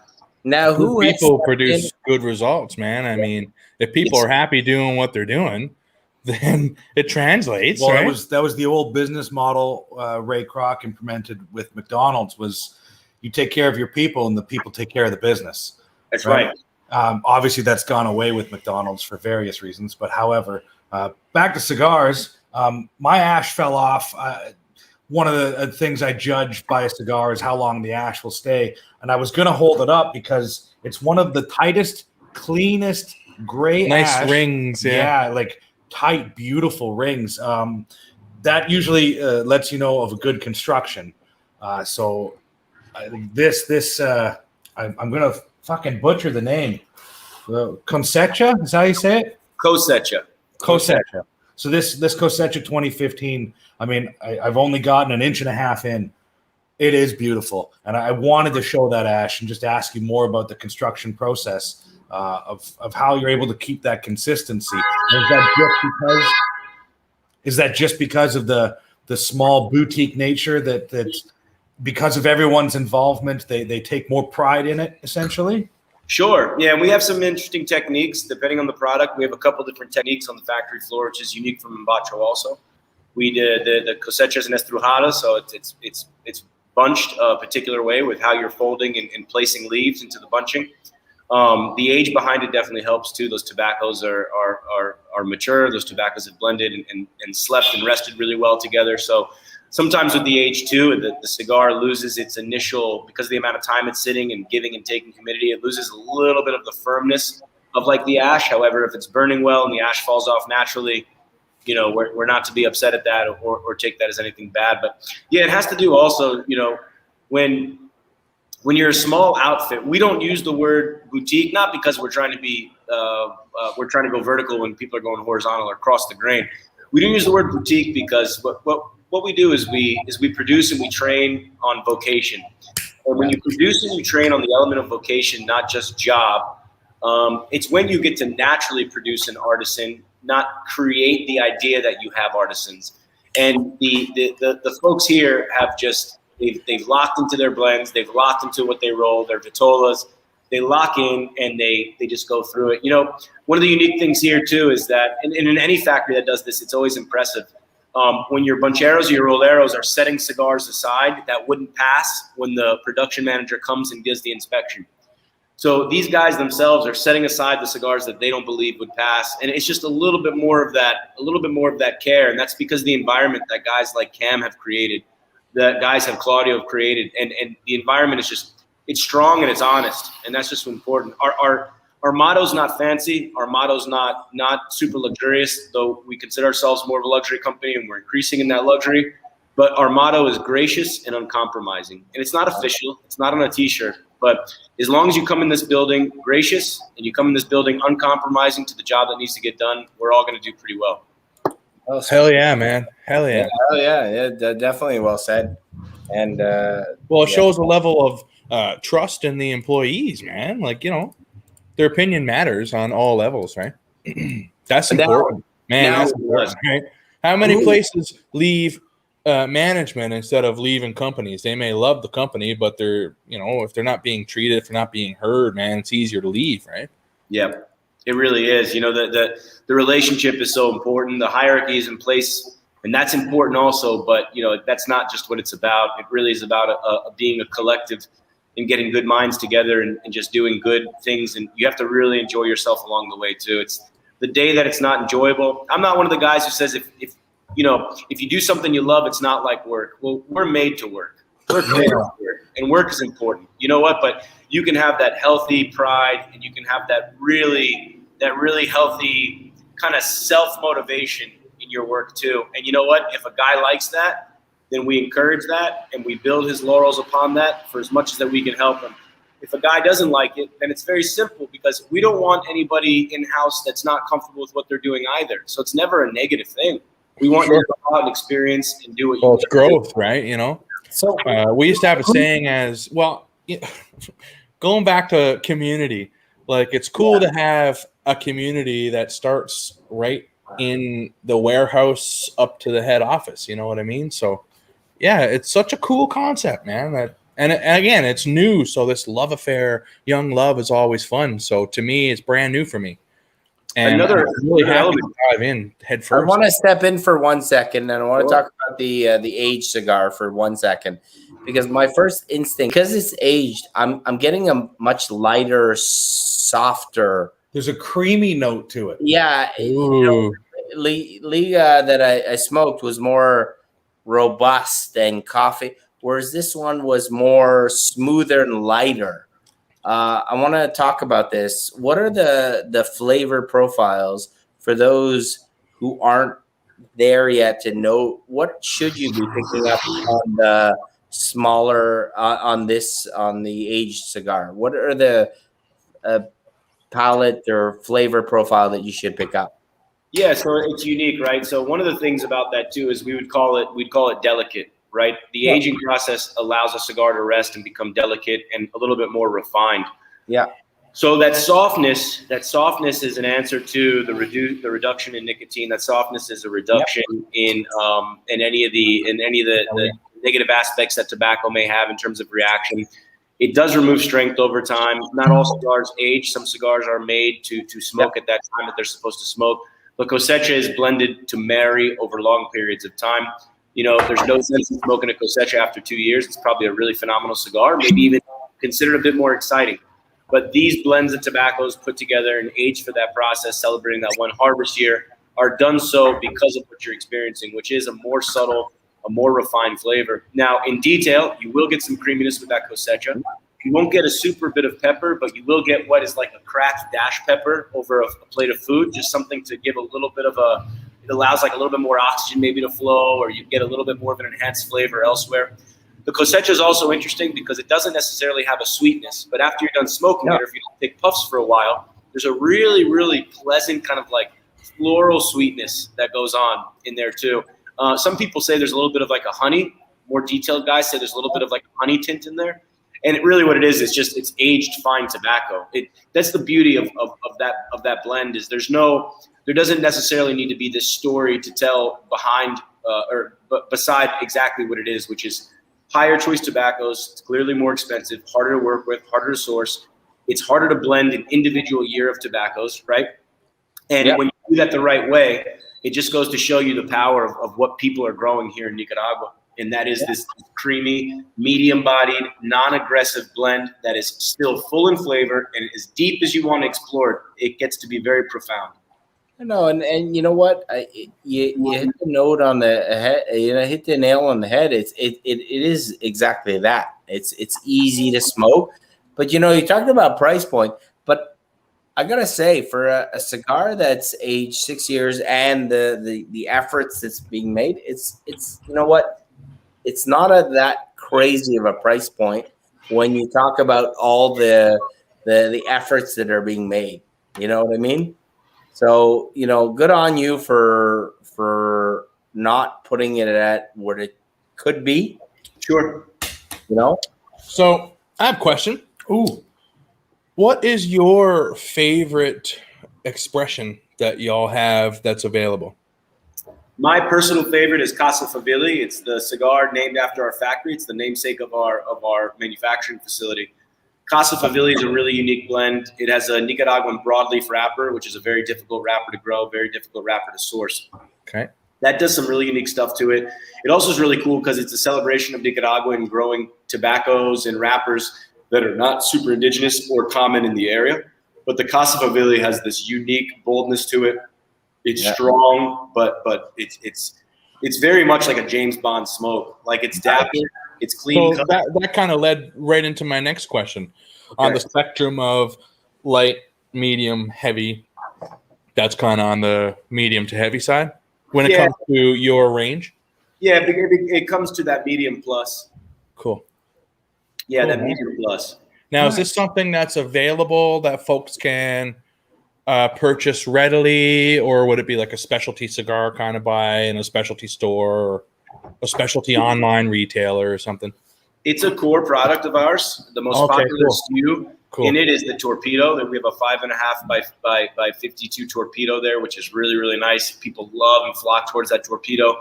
It helps, I guess, funnel those flavors down. Just gives it that Vitola gives it a different experience. It's a very sharp and long bellicoso, so there's a lot of channeling in those flavors the tobacco's burning. The Casa Favilli is available all the time. We are going to do some brand changes with Casa Favilli very, very soon. And we will move the Casa Favilli existing today into what's considered a very limited production because of the tobacco sourcing. And then we'll come up with 2 additional Casa Favillis that'll enter into that brand and that'll live a little bit more permanently, but still hold to the uniqueness of our factory. Yeah. I'm just on the website building my cart here. 800 cases later. Yeah. $1 million later. Use code Whisky, right? Yeah, use code Whisky, folks. With I'm no using E, it. with no no E. E. WHISKY. Yeah. Whiskey. So I'll bring it back to the cigar. I'm gonna butcher the name. Kublo, I forget what it is, but the 3 twisted cigar. That's the one. So I know that maybe I don't know, maybe I'm a fucking idiot, but if I recall, he's probably gone to grab one right now. There you go. I assume. What I'm talking about is exactly. Oh, there you go. So the idea behind this, if I'm not mistaken, was that in Cuba, this is where I've heard the story, is the idea was that the factory workers got to take a cigar home every day. So what they would do is roll 3 minis together and then take that home as one cigar to share with the family. So you're talking about your family, the employees there. What are the benefits? Do they get to take a cigar home every day? Yeah, so the Culebra is interesting too, because another part of the lore and truth behind the Culebra is that it was 3 cigars, so they could have that 1 cigar per day, but experience 3 different cigars throughout the day, right? If they were smoking. Our rollers and our bancheros, or any employee, they're more than welcome to as much as they would like to smoke. If they do have a question, they say, hey, I want to bring some home for a party, or I'm having a birthday, or I'm going out, what can you do? Look, they're producing the product. It's all good. In these terms, is it sauce or gravy? It's all gravy. We hook them up, and you know it's a cool experience because while your production floor, it's very common for them to smoke, and like marketing teams, sales teams, it's very common to smoke. But we have a great group of people here, and everyone gets to enjoy some of the products. So people do have their favorites, so you got to consider that in production. But yeah, they're welcome to whatever they want. That's so nice to hear. Yeah, we still, even for lunch here, it's really a beautiful. What a gift it is that we have this. It's a blessing. But we even have a woman who just does our cooking here in this old mansion's kitchen. And she does the fresh meals every day. And if guys have requests and they want something particular the next week, then, we even will do things like that. That's awesome. I think I know where I want to retire to, because that sounds like a beautiful retirement job for me. There you go. Yeah, it's great down here. But yeah, here's a Culebra of the Mombachitos. This is the little guy. They're a little bit longer. But this isn't out and for sale yet, but this is 3 wrappers in 1 Culebra. And this is I get to say with, I guess, a little bit of boasting and pride, but this is something that's done in very low numbers for me. But we'd like to bring it to the market. Cool. Yeah, I got to say, this is my first time interacting with you outside of an email. You're extremely knowledgeable. We've dealt with people that have had to look at a cheat sheet, essentially, when we ask a question. This is straight off the dome. You've not skipped a beat. It's nice to see that you know the product that you're repping, that you know the product you're involved with. It's beautiful, man. This has been a lovely evening. We're hitting the 2-hour mark, and it feels like a 20-minute conversation. Yeah, I really appreciate it, man. Thank you for making this so easy. This is Soupy, thanks for connecting the dots there as well. Like I never knew what Mombacho was until you know what? It's organic, right? Because I love connecting good people to good people, and I said when I chatted with Jared, and there was a funny story because at one point there was two Jareds. Really? There was a Jared that said I'm not the same Jared. That but there was a Jared. Oh, we lost Soupy. Soupy's connection is dead. What happened? No. At what a peak point of conversation. I'm wondering who He's talking about your alter ego or another person. I don't know. I'm sure he'll join back, though. I don't know what he was getting at there, but if he comes back, I'll gladly answer. Yeah, man. So I was just singing your praises essentially because this has been a real pleasure. I'm by no means ending this. I just wanted to jump in because we've had that in the past where someone has, they don't really know what they're talking about, and it's sad to see when they're trying to promote a brand or of anything really, whether it's whiskey or cigars. But it's very refreshing to have someone that is well established and knows. Thank you so much. You guys are putting out. I mean, this is like I said. I came into this blind. Well, I haven't had these before, and I have no qualms in saying that this is absolutely delightful, and I am definitely looking forward to more in the future. So that's what we like to hear. Yeah, and I purposely, as I said earlier, refrained from reading any reviews. I did absolutely no research because I knew we were going to go live. So I wanted to hear fresh what you had to say. My only research was tasting. And to me, that's very important research. But if I can hear it directly from the source, that's where I want to get my information, right? So the information came after. The experience was first, and I knew I enjoyed the experience. Now I can match that knowledge to it. So the next time I can go a little deeper into that experience, right? So yeah, it's been a little pleasure, man. A little inside baseball for us. I don't know if you watched any of our videos before you decided to join us here tonight, but a lot of the time, we don't know shit. I'm reading off the box, and we do it on purpose in our videos where you'll see us open a bottle, and we do that to show you that we have just opened that bottle. We've had no experience with it, so you're getting our raw opinion. And I have, like I said, no qualms in saying my raw opinion of these so far is I'm not going to say it's my favorite yet because I'm going to have to experience a few more, but this is a contender for being an excellent cigar. Yeah, I have been tuning in and out a little bit. You know what I mean? In a good way. It's too many people making too many good cigars in a good way. And, if we can't be your favorite, that doesn't bother us one bit. But if you throw us in your rotation, man, we're just really grateful. I've been building my cart since we started. And sometimes slipping out of the conversation a little bit. Because I'm literally just like, oh, I just heard something. Search it, boom, add to cart. So I can't wait. And the fact that it's coming from Canada, I'll split it with you. Yeah. If you order enough that there's at least 2 of each one type thing. It's happening. All right. There you go. I think we got Soupy back. We'll try and bring him back on, see what happens here. Excellent. Well, I don't know what happened. We'll blame it on the internet. The conversation for a second. We'll blame it on China because there seem to be a lot of problems from them. So. Well, it happens. But yeah, you were saying 2 Jareds. Were you don't referring worry to about actual that. other person? I was talking on Instagram, and then it was like, oh, there was a Jared, like different name, and then it was like it didn't matter.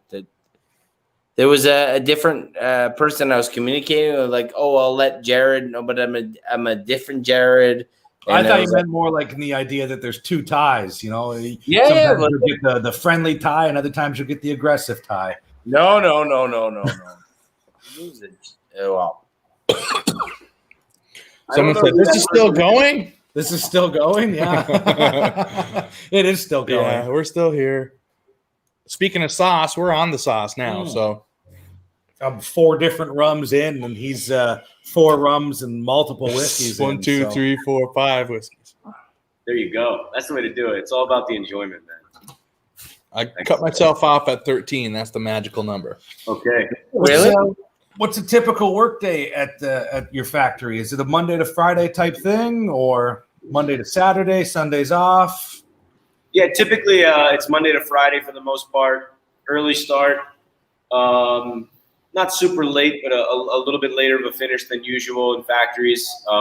We do have some breaks and a longer lunch period instituted here, so it's good. It's comfortable for the employee. They have the opportunity to make a little bit more cash because the time that they spend here, even on lunch, is always valuable and important. So that rest is important. Roll into the factory pretty early. I try to get here nice and early, and I try to be one of the last ones to leave, just in the nature. And we're keeping you to that tonight. Yeah, well, this is more fun than anything, right? So it's like, oh, this is cool. I got all the But yeah, it's good. You know, people sometimes will do that. I'll usually roll into the house on Saturdays. So one of the unique things, I have a construction background, and when you do have a factory, you obviously need maintenance people for tools, materials, the building itself, which is standard and usually a lot of work. When you have a building like this, though, there's a certain additional level of work that involves in it. Then there's also the aesthetic work that's involved, right? Which is maintaining different things like the concrete tiles that are handmade by the owner of the home, the marble that was imported from Carrara in Italy, maintaining the ironwork all over the stairs. You guys can see what you saw earlier. There's all this beautiful ironwork. So it's nice because my Saturdays are usually involved with. We have big gardens in the middle of the factory too, but it's in my work on Saturday usually involves doing just like house errand type things and getting a little bit of work in on this beautiful architectural just gem. So also, for future reference, we are on the same time zone here in Alberta. Yes. So, yeah, right? Yeah, it's still light here, but that's just because we're so far north. We're in the north. It's light. light. I've noticed you've had to wipe your brow a few times. I think it's only like 8 degrees here. I'm still wearing shorts, T-shirts, and flip-flops. It's a little chilly, but it sounds like it's nice and warm there. Yeah, it's about 30 right now. Shit. Yeah. It's about 14 here. Oh, so we got the whole spectrum. Yeah, there you go. Yeah.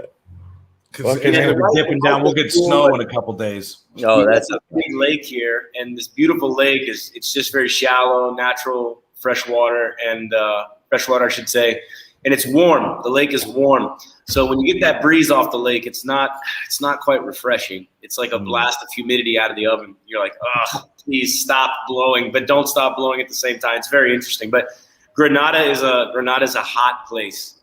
Yeah, year round too. Now, how's the town itself? Is it a small village? Tell me about Granada, because I know nothing about Nicaragua, specifically Granada. Is it a community? Is it a village? Tell me about it. I'm very curious about Granada. So Granada is the oldest continental city in the Americas. It's the oldest continental city. So not when no island action here. Originally founded in the beginning of the 1500s, then it turned into a municipality under the Spanish crown officially in 1524. You have one cathedral, seven major churches here. 3 of these churches, which date back to the 16th century. The town is low; it's not tall. We have the tallest residential house in all of Granada here, with a 4th floor. That makes us the tallest residential home. Wow. There are some newer buildings that have been added to the addition, but it's a small grid town on the lake. So when you imagine that the Spanish in the colonialization they came off the lake through the river in the south of the lake. They landed here and they built basically a grid far enough away from the water that was safe for colonialization at that time.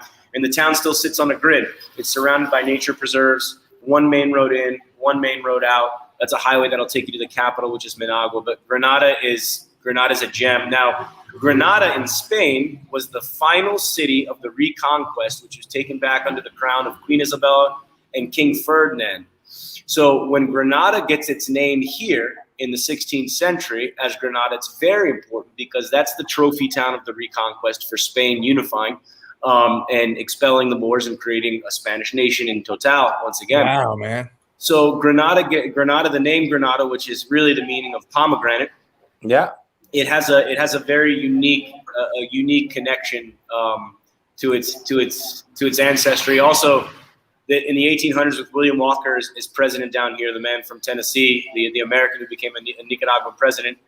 There was some really big wars and battles here in Granada too. So you still get to see a lot of that destroyed from the 19th century. A lot of the destroyed buildings are fascias and whatnot, but very cool, small grid town, all tile roofs, lots of columns, lots of raw concrete. It's like walking around a Central American Europe in many ways. How are the when you walk around, do you feel like everybody's welcoming and part of the family? Yeah, Granada is a very special and warm town. It's a very special and warm town. Different types of people here. Everyone's pretty welcoming. The standards of like danger in certain places is one thing, but Granada is really, really safe. There's a beautiful central park where the cathedral is, and it's just. The people are great. It's a very active town too. So it's not big, but when people are out there, out and about, you get to see the same faces every day. I walk to work, or sometimes I'll ride my motorbike, take the car, sometimes a horse, but it's really, really interesting. It's an old school town, and it's fun. And people act like it's an old school town, which I like. How do you get there? Do you fly in and then drive? That map behind them, though. Yeah, you fly into Managua, which is over here, I think, on the map. Yeah. And then you'll take about a 40-minute drive into Granada, which is here on the lake. And then you have a reserve here in the southern green areas, the reserve of the volcano Mombacho, which is our namesake. And we're nestled at the foot and under the watchful eye of this beautiful big twin peak volcano.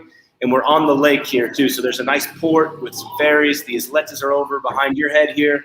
And it's a very just cool town. So yeah, 45-minute drive after you fly into Managua, the capital. Nice. Okay, cool. But one of the things I wanted to ask you, you said your Spanish is very broken. You're not very confident in your Spanish.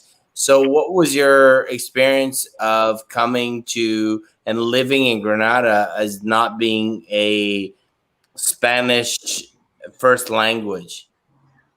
So I've lived in Latin America now for quite some time, which is why not having Spanish down fully is pretty abysmal. But nonetheless, there's no worry there. I mean, you get to communicate. A lot of people in Latin America also speak English, so it's not as difficult. But then being also from South Florida with great Spanish and different Latin American influence, it's pretty easy.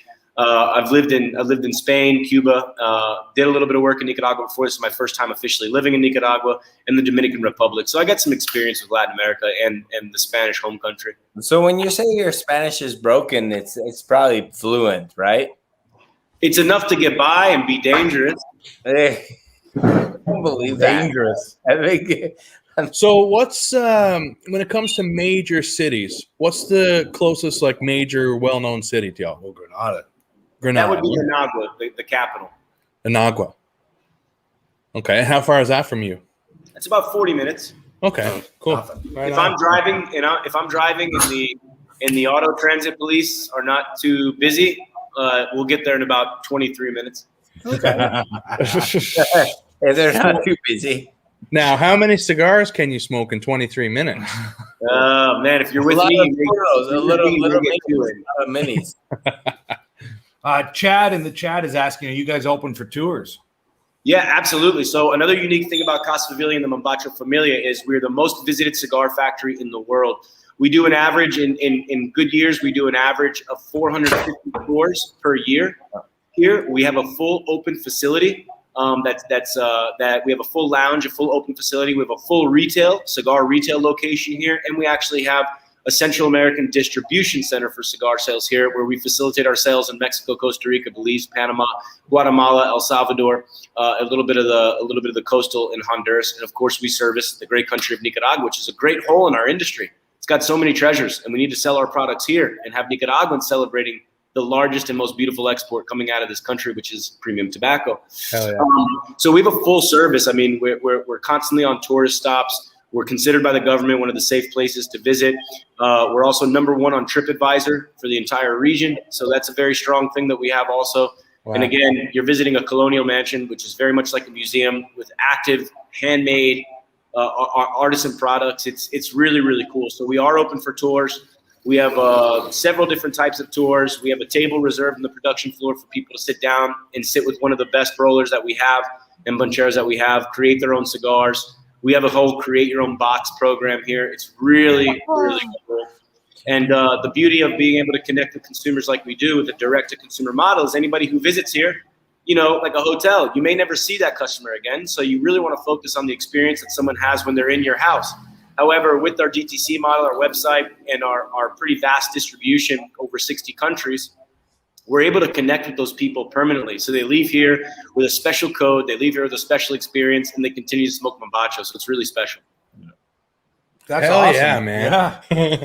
I'm into all of that. Now I'm now we got to plan our 2022 our trips. We got to come to Nicaragua. Oh, he's sweating. Poor guy. He's like sweating. Yeah, like we're 14 degrees. Beautifully chilly here. And he's sweating. He's sweating there. He's like, I'm sweating. It's reminding me that I still have to work, so that's good. There's worse things to do, that's for sure. That's for sure, man. Yeah, you're sitting on, I mean, you guys can't see, but here I'm looking at the dome of the cathedral, which was built by the same man who built this house. Mombacho's right over here. Tonight's a pretty clear night, so if there was some light, we would be able to see Volcano Concepcion, which is also called Ometepe, and it's a huge volcano in the middle of the lake. It's beautiful. You can't beat it. It truly is. So are these volcanoes active at all? When was the last eruption? Yeah, so we have a couple of volcanoes here that are active. For instance, you can drive about 20 minutes up the road to the Messiah volcano, and you can see the lava at night spewing and flowing. Wow. Now, is it considered dangerous? No, it's not considered dangerous. It's not considered dangerous. It's not dormant either, but it's not going to explode to engulf the town or anything. Yeah. Like, you know, we don't have like ash. Yeah, it's not like Pompeii here. Mombacho, the volcano from Mombacho, the last eruption was in the 1500s, right? Yeah. The last eruption was in the 1500s. 1570, I think. 1560. Yeah, it was in the second half of the 16th century. I don't remember exactly when. Maybe 70, 72, something like that. Yeah. So the volcano won't erupt again. It already blew its top. That's why we have that unique twin peak. It is a massive stratovolcano. It's not just a regular volcano. It's a stratovolcano. And you can still go and see there are some sulfur deposits and whatnot where there's still some smoke spewing, and the rock has dyed white because of that. So it's really cool when you hike Mombacho. The volcano's not active, but it's definitely there. You can't miss that thing. So you talk about the twisted cigar. How do you like that? Well, you take off these little pieces here. This is just something for this one that was done today. Usually we put a little bit of tobacco vein there. Yeah. Some guys actually smoke it. How do you even smoke it? This is my question. 3 separate cigars. So it's 3 separate cigars. So when you take this. When you take this guy off here, what do you separate them or you separate them? Okay. And then you can smoke them individually. They're a little bit curly, but heck yeah, they're great. Because you know what, I've never tried one. I'm very curious. I was talking to an Italian rep in Italy about cigars that are twisted, and they love that twisted cigar. The Culebra is very, very popular. So we'll hopefully be coming out with these pretty soon in an individual coffin, and it'll be a nice item for people to have, and we'll make it very approachable. So that way it's not just a novelty, but it's enjoyable. It's a these are 3 really nice blends too, and wrappers. You have a Connecticut broadleaf, you have our Nicaraguan jalapa wrapper, and you have a Connecticut shade wrapper here. So Bearded Dave wants to know, should he make an appointment for a visit, or is it kind of a walk-in thing? You can absolutely walk in. We have tons of walk-in business. We have tons of appointment business also. Because of the nature of us, we're tobacco, you can't do a lot of online. Like if we were a chocolate place, right, you could book online. Tobacco is kind of attacked on all ends, as you guys in Canada know very well. Yeah. You can walk in, you can call ahead, or if you'd like to request, what we do is we do full tours. You can check out mombachoexperience.com. You can also visit the Visit Us tab on our page. That'll take you to that same website if you're on mombachocigars.com. We do full service tours. We have day tour options. We have full service options. We have multiple night options where we put you up in a colonial house from the 17th or 18th century, and you basically come and get to experience everything. Yeah, we're definitely going to Well, be. that's another question I had. How close are accommodations? But if it's set up through the experience, then who cares? Yeah, when you get here, you don't even need a car. The car's wow. available. I think there's a room right there in the corner of the house there that's available. Yeah. No one sleeps in the house anymore except for the security at night. So how do we get a job as night security is what I'd like to Well, know. the question is the more important question is that if Josh and Ty show up, and maybe me, it's a big maybe. Should Josh and Ty sleep in the corner room? No, not at the factory. Can't have that. But no, that sounds dangerous. we put you at one of the great houses that we work with here that are just, these houses are phenomenal. And it's a real experience. I'll come over. We'll do some cooking. We'll have one night where I'll cook some Italian food. We'll go out and eat. We have a great time. Really great time. It's a unique thing for our business too, right? Because a lot of people run like programs where you get to visit their factory and stay with them at certain times of the year, and it's very cigar oriented. We run an entirely different travel operation that's unique to the cigar industry. So we have a full service travel outfit also that takes care of all of this. And in fact, after the elections this year, when we learn what the stabilization will be like in a country like Nicaragua with some elections, we're going to be relaunching our updated travel site because, again, being the most visited factory, it requires a whole different level of element. When you think about how production runs smoothly, cleanly, efficiently, we have that plus a massive amount of tourists and visitation every day almost. So it's a totally different experience from what you'll get working. I've worked for some good companies and some big ones. It's a totally different experience, totally different. Well, I mean, like, again, excuse my ignorance. I assumed that the internet connection problem wouldn't be with Soupy in our own country, but with you perhaps, and it has been flawless. There has been no interruptions. The quality of the video has been no problem. So yeah, it wouldn't be hard for us to come down there, film a few episodes, go live from the factory. Yeah. I mean, this is turning out to be, I'm planning this trip in my head already. It'll be a 2022 type thing. I can see this happening now. Awesome. Excellent. 100%. I'm loving everything you guys are about. I mean, you've got the community aspect, you've got the family aspect with your employees and everyone involved. You've got the outreach where you're doing things like this, which it's fun, but it's still work. But you're doing it. You know what I mean? This is excellent. It's all about the community. When you look at like what a big brand, not even just a big brand, but a massive family of tobacco is so important for our industry, so important for all of us. Like the Placencia is what they do. I mean, that those guys at that factory, people don't realize this and talk about this enough, but those guys at that factory, they take care of and educate 300 plus children every day from their staff. And they're creating a better future by a higher grade level of education because of what the people there are creating. It's allowing them to do that. Here, because we're not a cigar-centric location, but cigars are still very much in the culture and it's the largest export of the nation, we run a full vocational program like the guild system. It's not like you come into a school. We're talking about vocation, like how you would learn an apprentice in an electrician's field in Canada or the United States is how we do this with tobacco. Also, we have 3 interns on regular basis in and out of here from the different colleges in Managua and whatnot, learning things from production facilitation, learning things from accounts receivable, accounting in general. Cool, man, cool. With me in this crazy room and go over sales and marketing, they're more than welcome. I don't know how good I'll do them, but you got to build back in the community and you got to heavily ingrained, man. That's this project too.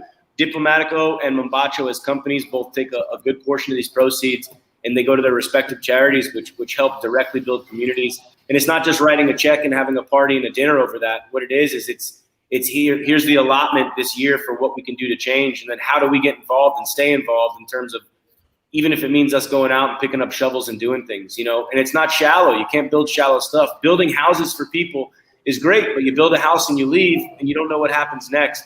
We're more into the programs that we can see flourish in a community and are more permanent.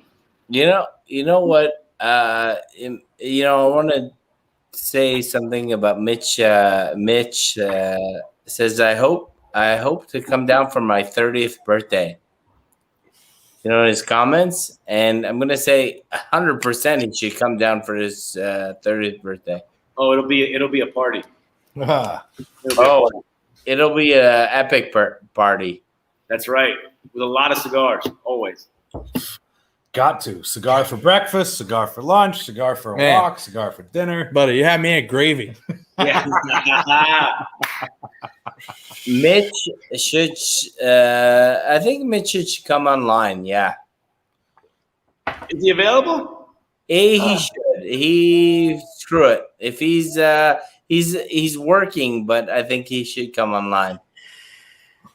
If he can, it'd be great to connect. I was online with him, I think, a couple weeks ago. We had a small little get together online over some stuff. And I haven't met him yet online, but I think he'd be. Let's see what the comments say. Solid guy. Yeah. Solid guy. Well, I mean, you've already let us in on a couple of secrets release you've got going on in Germany, the Calibra. Anything else that maybe you can give us a little inside information on that's not readily available right now? Absolutely. This year in quarter 4 so our schedule's a little bit different than the typical cigar company.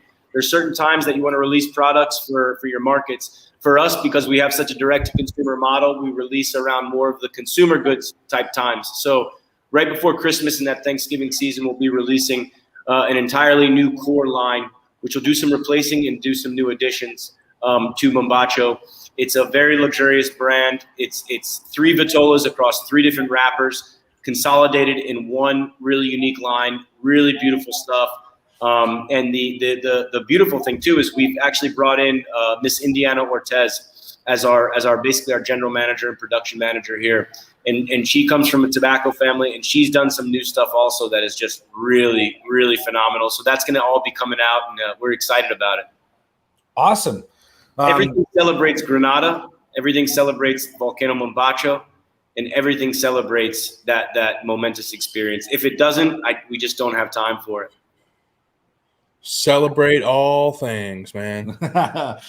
Dave points out, Bearded Dave, if we're in a position to spend money on a luxury, like on a cigar, at least we can make sure it goes somewhere that helps community. So you're saying all the right things, man. I mean, everything that you've talked about, from just your production, your value with your employees, the community involvement, everything sounds absolutely fantastic. I don't know the price point on these because, again, this was a gift to me, so I don't really know.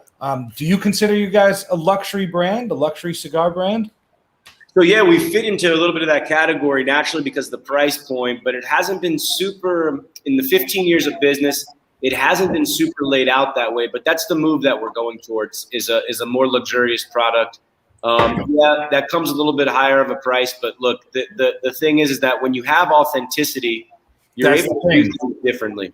So you guys have just from smoking, just the flavors, everything involved with it, the construction of it, the roll, everything. It's naturally a luxury cigar. It doesn't. It's not saying, "Hey, we're a luxury brand." That's what we've put ourselves in that category. Just from my small experience here, you've earned that title of a luxury brand. Yeah. And I'm loving what you guys are doing. This has been fantastic. I can't wait. I can't wait for his order to come in so I can try some more. Yeah, when you have the authenticity, like being in Granada, like the people, like we don't have to create the difference. The difference is here. What we have to do is make sure we're not exploiting it when we're building it up. It has to be real. It has to be natural because it just is. And when you're authentic like that, you have the ability to do some different things, and that's a total gift. So it's not about trying to make more money per cigar, making a more expensive cigar, but you know, at the cost of cost, if I can create a better experience for somebody out there, and in an authentic way we can get your head around it and it works out, well, I can promise you a better experience, and that's how we're looking at this. I agree wholeheartedly. We are growing organically. We have not put out a sponsored post. We haven't paid for any advertisement. We're trying to build on that same thing, that authenticity, so that not as a luxury show, but as an authentic show that people can connect with and vibe with. It's been working well for us. I mean, clearly we've made this connection. So I'd put that on our laurels as just, you know, honest, true people when it comes to whiskey, when it comes to cigars. It's nice to see that organic growth, and you guys are definitely doing that. You've made a fan out of me, that's for sure. Yeah. Well, quality is culture, man. You know what I mean? And when it starts at the base and works up, how can you have anything but? If you're building quality in every single level of everything you're doing, at the end of the day, the consumers will decide. And if the consumers are like, hell yeah, hammer fisted into my face, man, what else are you looking for, right? So Mitchell points out here that he's gone through 3 to 4 boxes and never had to use a draw tool once. I don't know many brands like that. We've been taking off the labels all night. Yeah, they've been coming off beautifully. Like, we're happy, man. I haven't had a draw issue We're happy yet. with a product, and like, it's not just about this circle jerk, you know, because like I said, once people get it and taste it, they're going to call you on your bullshit, or they're going to be like, damn, that was bang on, right? The quality will speak for itself. Yeah, it always does, right? And, you know, it's a constant strive, right? So it doesn't you don't reach that point and stop. So anytime, that's another thing we have to have in customer service. We're on the pulse. I mean, look, we get issues like any other company. We get issues just like, you know, some people don't like it. They don't feel justified. And the last thing I want ultimately, and the last thing that we want ultimately as a company, is for anyone to have a bad experience in the industry. So even if it's not your speeder, we messed up somewhere. It's about rectifying it, making sure that a cigar smoker maintains, because, you know, building new smokers is really, really tough. So we're just really blessed to be able to do our part and do what we enjoy. It's a special case, and heck, man, I mean, there's so many good things to smoke, so many good things to enjoy. It'd be foolish for me to say we're the only ones doing one particular thing. But man, if we could just scratch our name somewhere along the way, and when that name is seen, people say, hey, that was a good time. Those were good folks. I mean, what else do you want? Everybody stumbles, everybody falls. It's how you get back up and how you deal with those hurdles, right? Well, you said earlier, like, work is good. Things don't just work, right? You got to work to make things work, man. That's right. But you got to put that work in. You give a little, you get a lot. You know what I mean? Yeah, absolutely. And if you're giving a lot, you're going to get an abundance, right? That's it. That's it. There it goes. A little bit. No, it's not on the. It's not on the glue. No. It's the band. There we go. It's not on the. It's not on the leaf. We're good. Okay. It was a little bit, little extra excess that stuck to it there. So that's 16 labels I've removed. Not a bad ratio. I see my stamp on the back, May 2017, for this 2015 cigar. So that's the 2 years aging process. No, I'm sorry. Those are the packaging dates. Oh, packaging dates. Oh, all right then. Those are the packaging dates. So the dates are never retroed. They're just when that cigar left the aging room and then went into the hands of the great packaging team and then went out to the market. That way it lets you know when that cigar left the factory. And also it's a good monitor for us. People enjoy it, but it's a good monitor for us too, because if we have some issues, I can take a look at, I catalog all of our concerns. I catalog all the times we get great comments. And we always will ask people, like, what was the date of that great cigar? What was the date? Just out of curiosity. We'll put them together. We'll take a look at all of them. If we have a couple issues out of a May or something, what we'll do is we'll go into the aging room and we'll go through a resorting process. Well, that's lovely. Yeah, that had nothing to do with the cigar. That was just simply the band itself wrapping in, not an excess of glue or anything, just the way I took it off. The cigar, fantastic. Haven't had a draw issue, haven't had a light issue, not a burn issue, nothing. And like Mitchell said, the no draw poker is needed for this, and I've had many that have required it. Look at that. I don't know if you could see the flame coming off of that off of that purge, but still going strong. I don't have the lung capacity for that. I love it. I love purging. You know what? I wish purging was an Olympic sport, man. When we talk about cigars, is how often you have to relight is a big talk about it, how quality of the cigar. You don't have to relight the cigar. Haven't had to relight. We're just purging. That's the difference. Zero times, man. I just like purging, man. It's just, I'm a welder too, so I like fire. And, I like purging also. I love after you clean it out and you take that first. That smoke. I'm getting a touch of green to my gray smoke exhale here. It's beautiful. Very nice. That was I'm running out of questions. Yeah.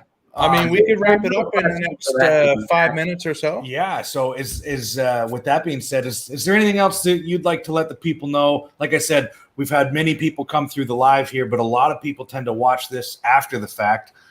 So is there anything that you want to let the people know? That's Shameless self-plug too. Yeah. Tell us who you are again, what you're representing. where we can purchase your product. Sure. So again, as the introductory goes, Jared from Mombacho Cigars, mombachocigars.com. You could purchase our product at many, many great retailers across North America, many great retailers across Europe, Africa, Asia, South America, and Central America. And of course, you can visit us online. We have a great direct-to-consumer model. Maybe we can't facilitate every order to every person, but where we can, we do. We'll make sure that we call you. We make sure that we talk to you. It's just about being gracious and uncompromising. We try the best that we can. We love what we do. And then my comments are, I just wanted to thank just everyone. It's been a really super, super nice time. A great way to end a Thursday. This is fun. It's Thursday, right? Yeah, Thursday. Yeah. Is it still Thursday though? Is it still Thursday? I think Still so. Thursday, yeah. Okay. So yeah, so it's just a great way. I just really appreciate it. It's cool because it's like don't know when I'll be on the show again next, but we'll definitely be in communication, and it's just been a really nice time. Oh, I did have one more question. So I remember a friend of mine has a small, and he'll use the word boutique, cigar company out of Punta Cana. He says when I was in his room, they've got giant, ridiculous sized roll. And he says, those are for the Russians. The Russians apparently love this drastic, oversized roll. With all these markets, you said you're in the Asian market, you've got a specialty for Germany. Is there anything particular that stands out from these certain countries that you're just like, why would they want that? But, would do what they want. Yeah, it depends. Like, so the Russians, they really like an opulent cigar. It's a tough market to get into, but some of like the CAMs and some of the other groups, some of the other folks, we're a very international group. Some of the other folks have had some time there. So we do some unique sizes and whatnot for places like that. But standout, you have certain markets that naturally like smaller cigars because taxation or price point.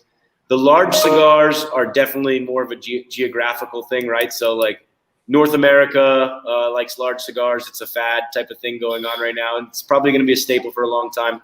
Russia's another one that likes large cigars. We do a lot of business in Asia too. A lot of Asia likes the smaller, petite size cigars. And, pretty much though, as companies, like if you're producing a Robusto and a Toro and then some nice unique sizes, then, it's what people smoke. Brazil is a big market for me. And we have a lot of interesting ring gauge. They love the torpedoes. They love the weird off sizes. It's unique. It's just something they're looking for. Yeah, it's just, however the influence in the market happens. Those markets are much tighter than ours, right? We have pretty big markets, and those markets down there, when one guy gets behind it, it's a lot easier for a lot of other people to follow suit.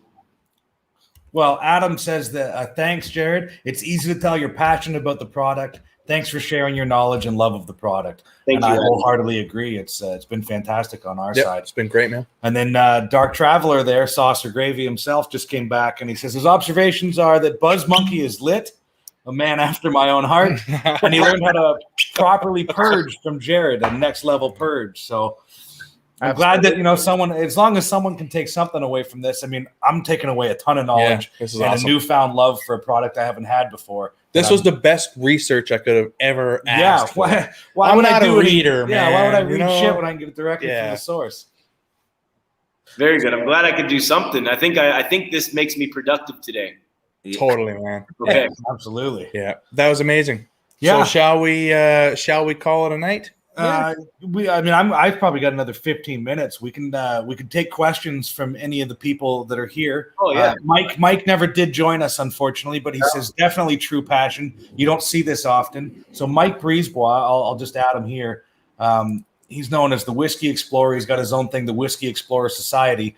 We call him, and I think he calls himself, is just well known. He's the unofficial whiskey ambassador of Canada, not for any particular brand. He was at one point.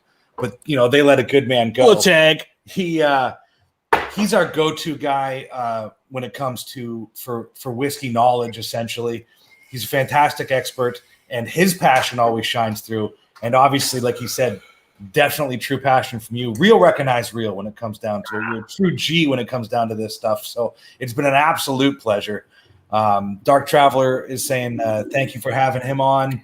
And Dave Roberts is back. Thanks for joining us and speaking with us, Canadians. We have a healthy appetite for excellence. Fact. Sometimes it's hard to know what our projection is on the world stage. Like I said, I plead ignorance. I'm not so familiar with Nicaragua. I don't know a ton about Latin America to begin with. South America, it's new to me, and this has been a wonderful education. And like as everybody has said, the passion really shines through. So thank you, Jared, so much for it's like everything a you've done for us master tonight. class online, man. Yeah, I mean, people didn't get to join live that are going to watch this afterwards. I'm sure they're going to pull some knowledge. And again, maybe we'll plug it. When you go on that website, you can put in a code Whisky until Friday at midnight for a discount. That's pretty excellent. Is it 10% off? I think it's 10% off, right? 15% off. Woo! I better go back to my cart. You could add 5% Yeah, more now. I'll add 5% more. Thank you. You're going to order 5% more? Or are you getting? Yes. I think it's no, don't Flip another ask. box in there. It'd be very good, man. And anybody who's coming in with that code, we're keeping a close eye. So you'll be hearing from us. Well, like I said, we're definitely going to be planning a trip down. The initial idea of this show, we started this show just over a year ago. The lives were more of a way to connect because we couldn't do our in-person tastings, our in-person shows because of COVID. Now that things are starting to, get a little bit right in the world, we're definitely going to make a trip down there. We'll reach out to you and we'll talk more about it. And then we'll see what we can bring down that you can't get access to. And I can already tell that you'd show us an excellent time. You're a gracious ambassador, affiliate, representative of what you've got going on. We also have video footage of you saying you're going to come over and cook. Yeah. So you can't back out of that now. Yep. I will not back out of that. It's a requirement if you come down here. It's a requirement. Oh, it's on. I'll bring some scotch, maybe. Well, we'll bring lots. I'm a firearms advocate, essentially, a huge enthusiast. And I've taken one of my long rifle cases that's covered in stickers and converted it into a case that can hold 12 bottles of whiskey safely. So I roll through an airport with a giant gun case full of booze. I don't know what stickers you have in that case, but I can imagine you may want to get a different case if you come to Nicaragua. Is that an issue down there? Well, you definitely can't bring firearm stuff, but firearm stickers may call a little bit of attention. That's okay. We'll figure all that out.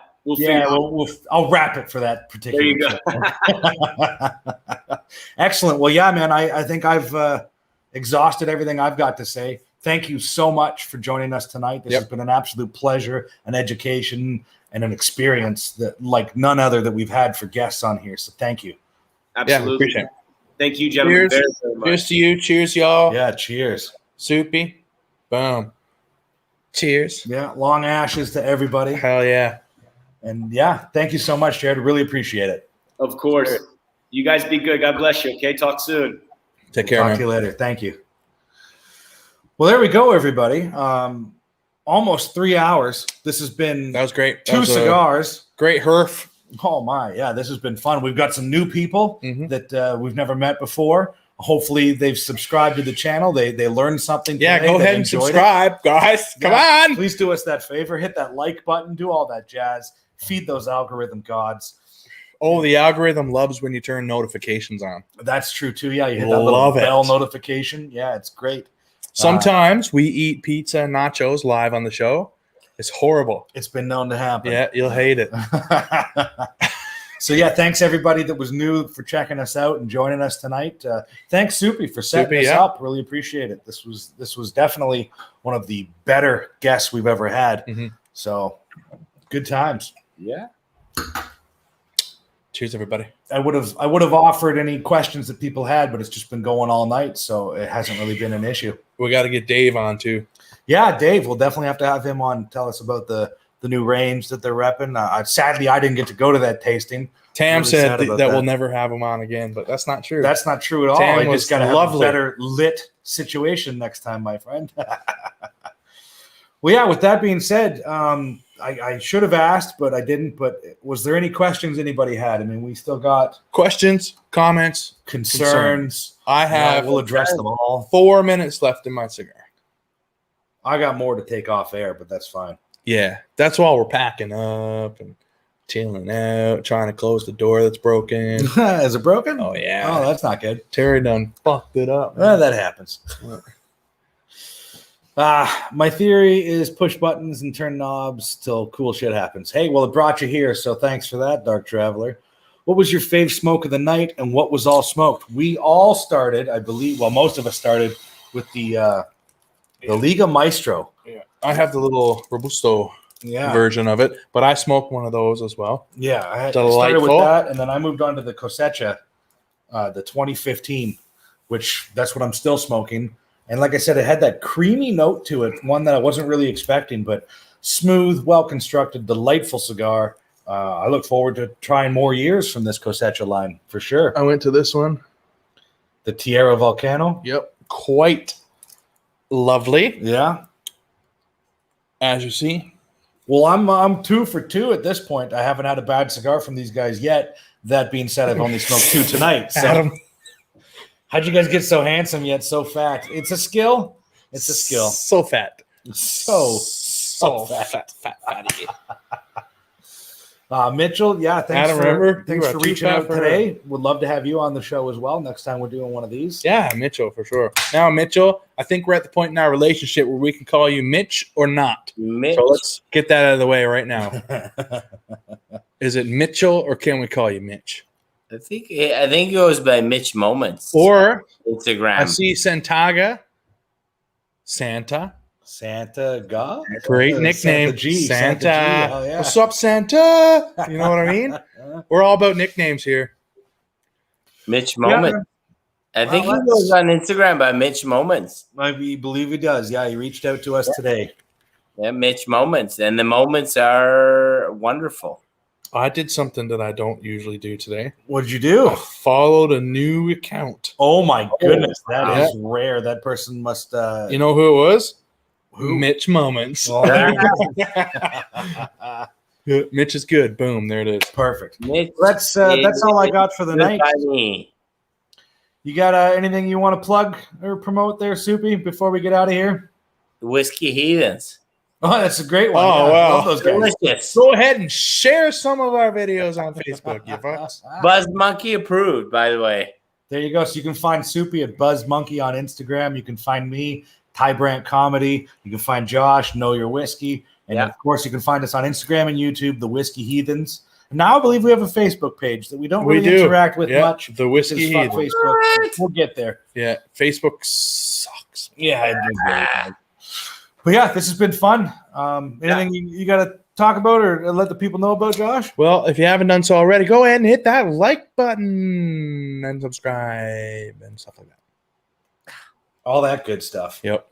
Well, thanks, everybody. This has been fun, and we look forward to doing this again soon in the future. Absolutely. Support your local SPCA. Boom. That's important, too. There you go. And don't forget to check out the website and get that 15% discount until midnight tomorrow. Whiskey.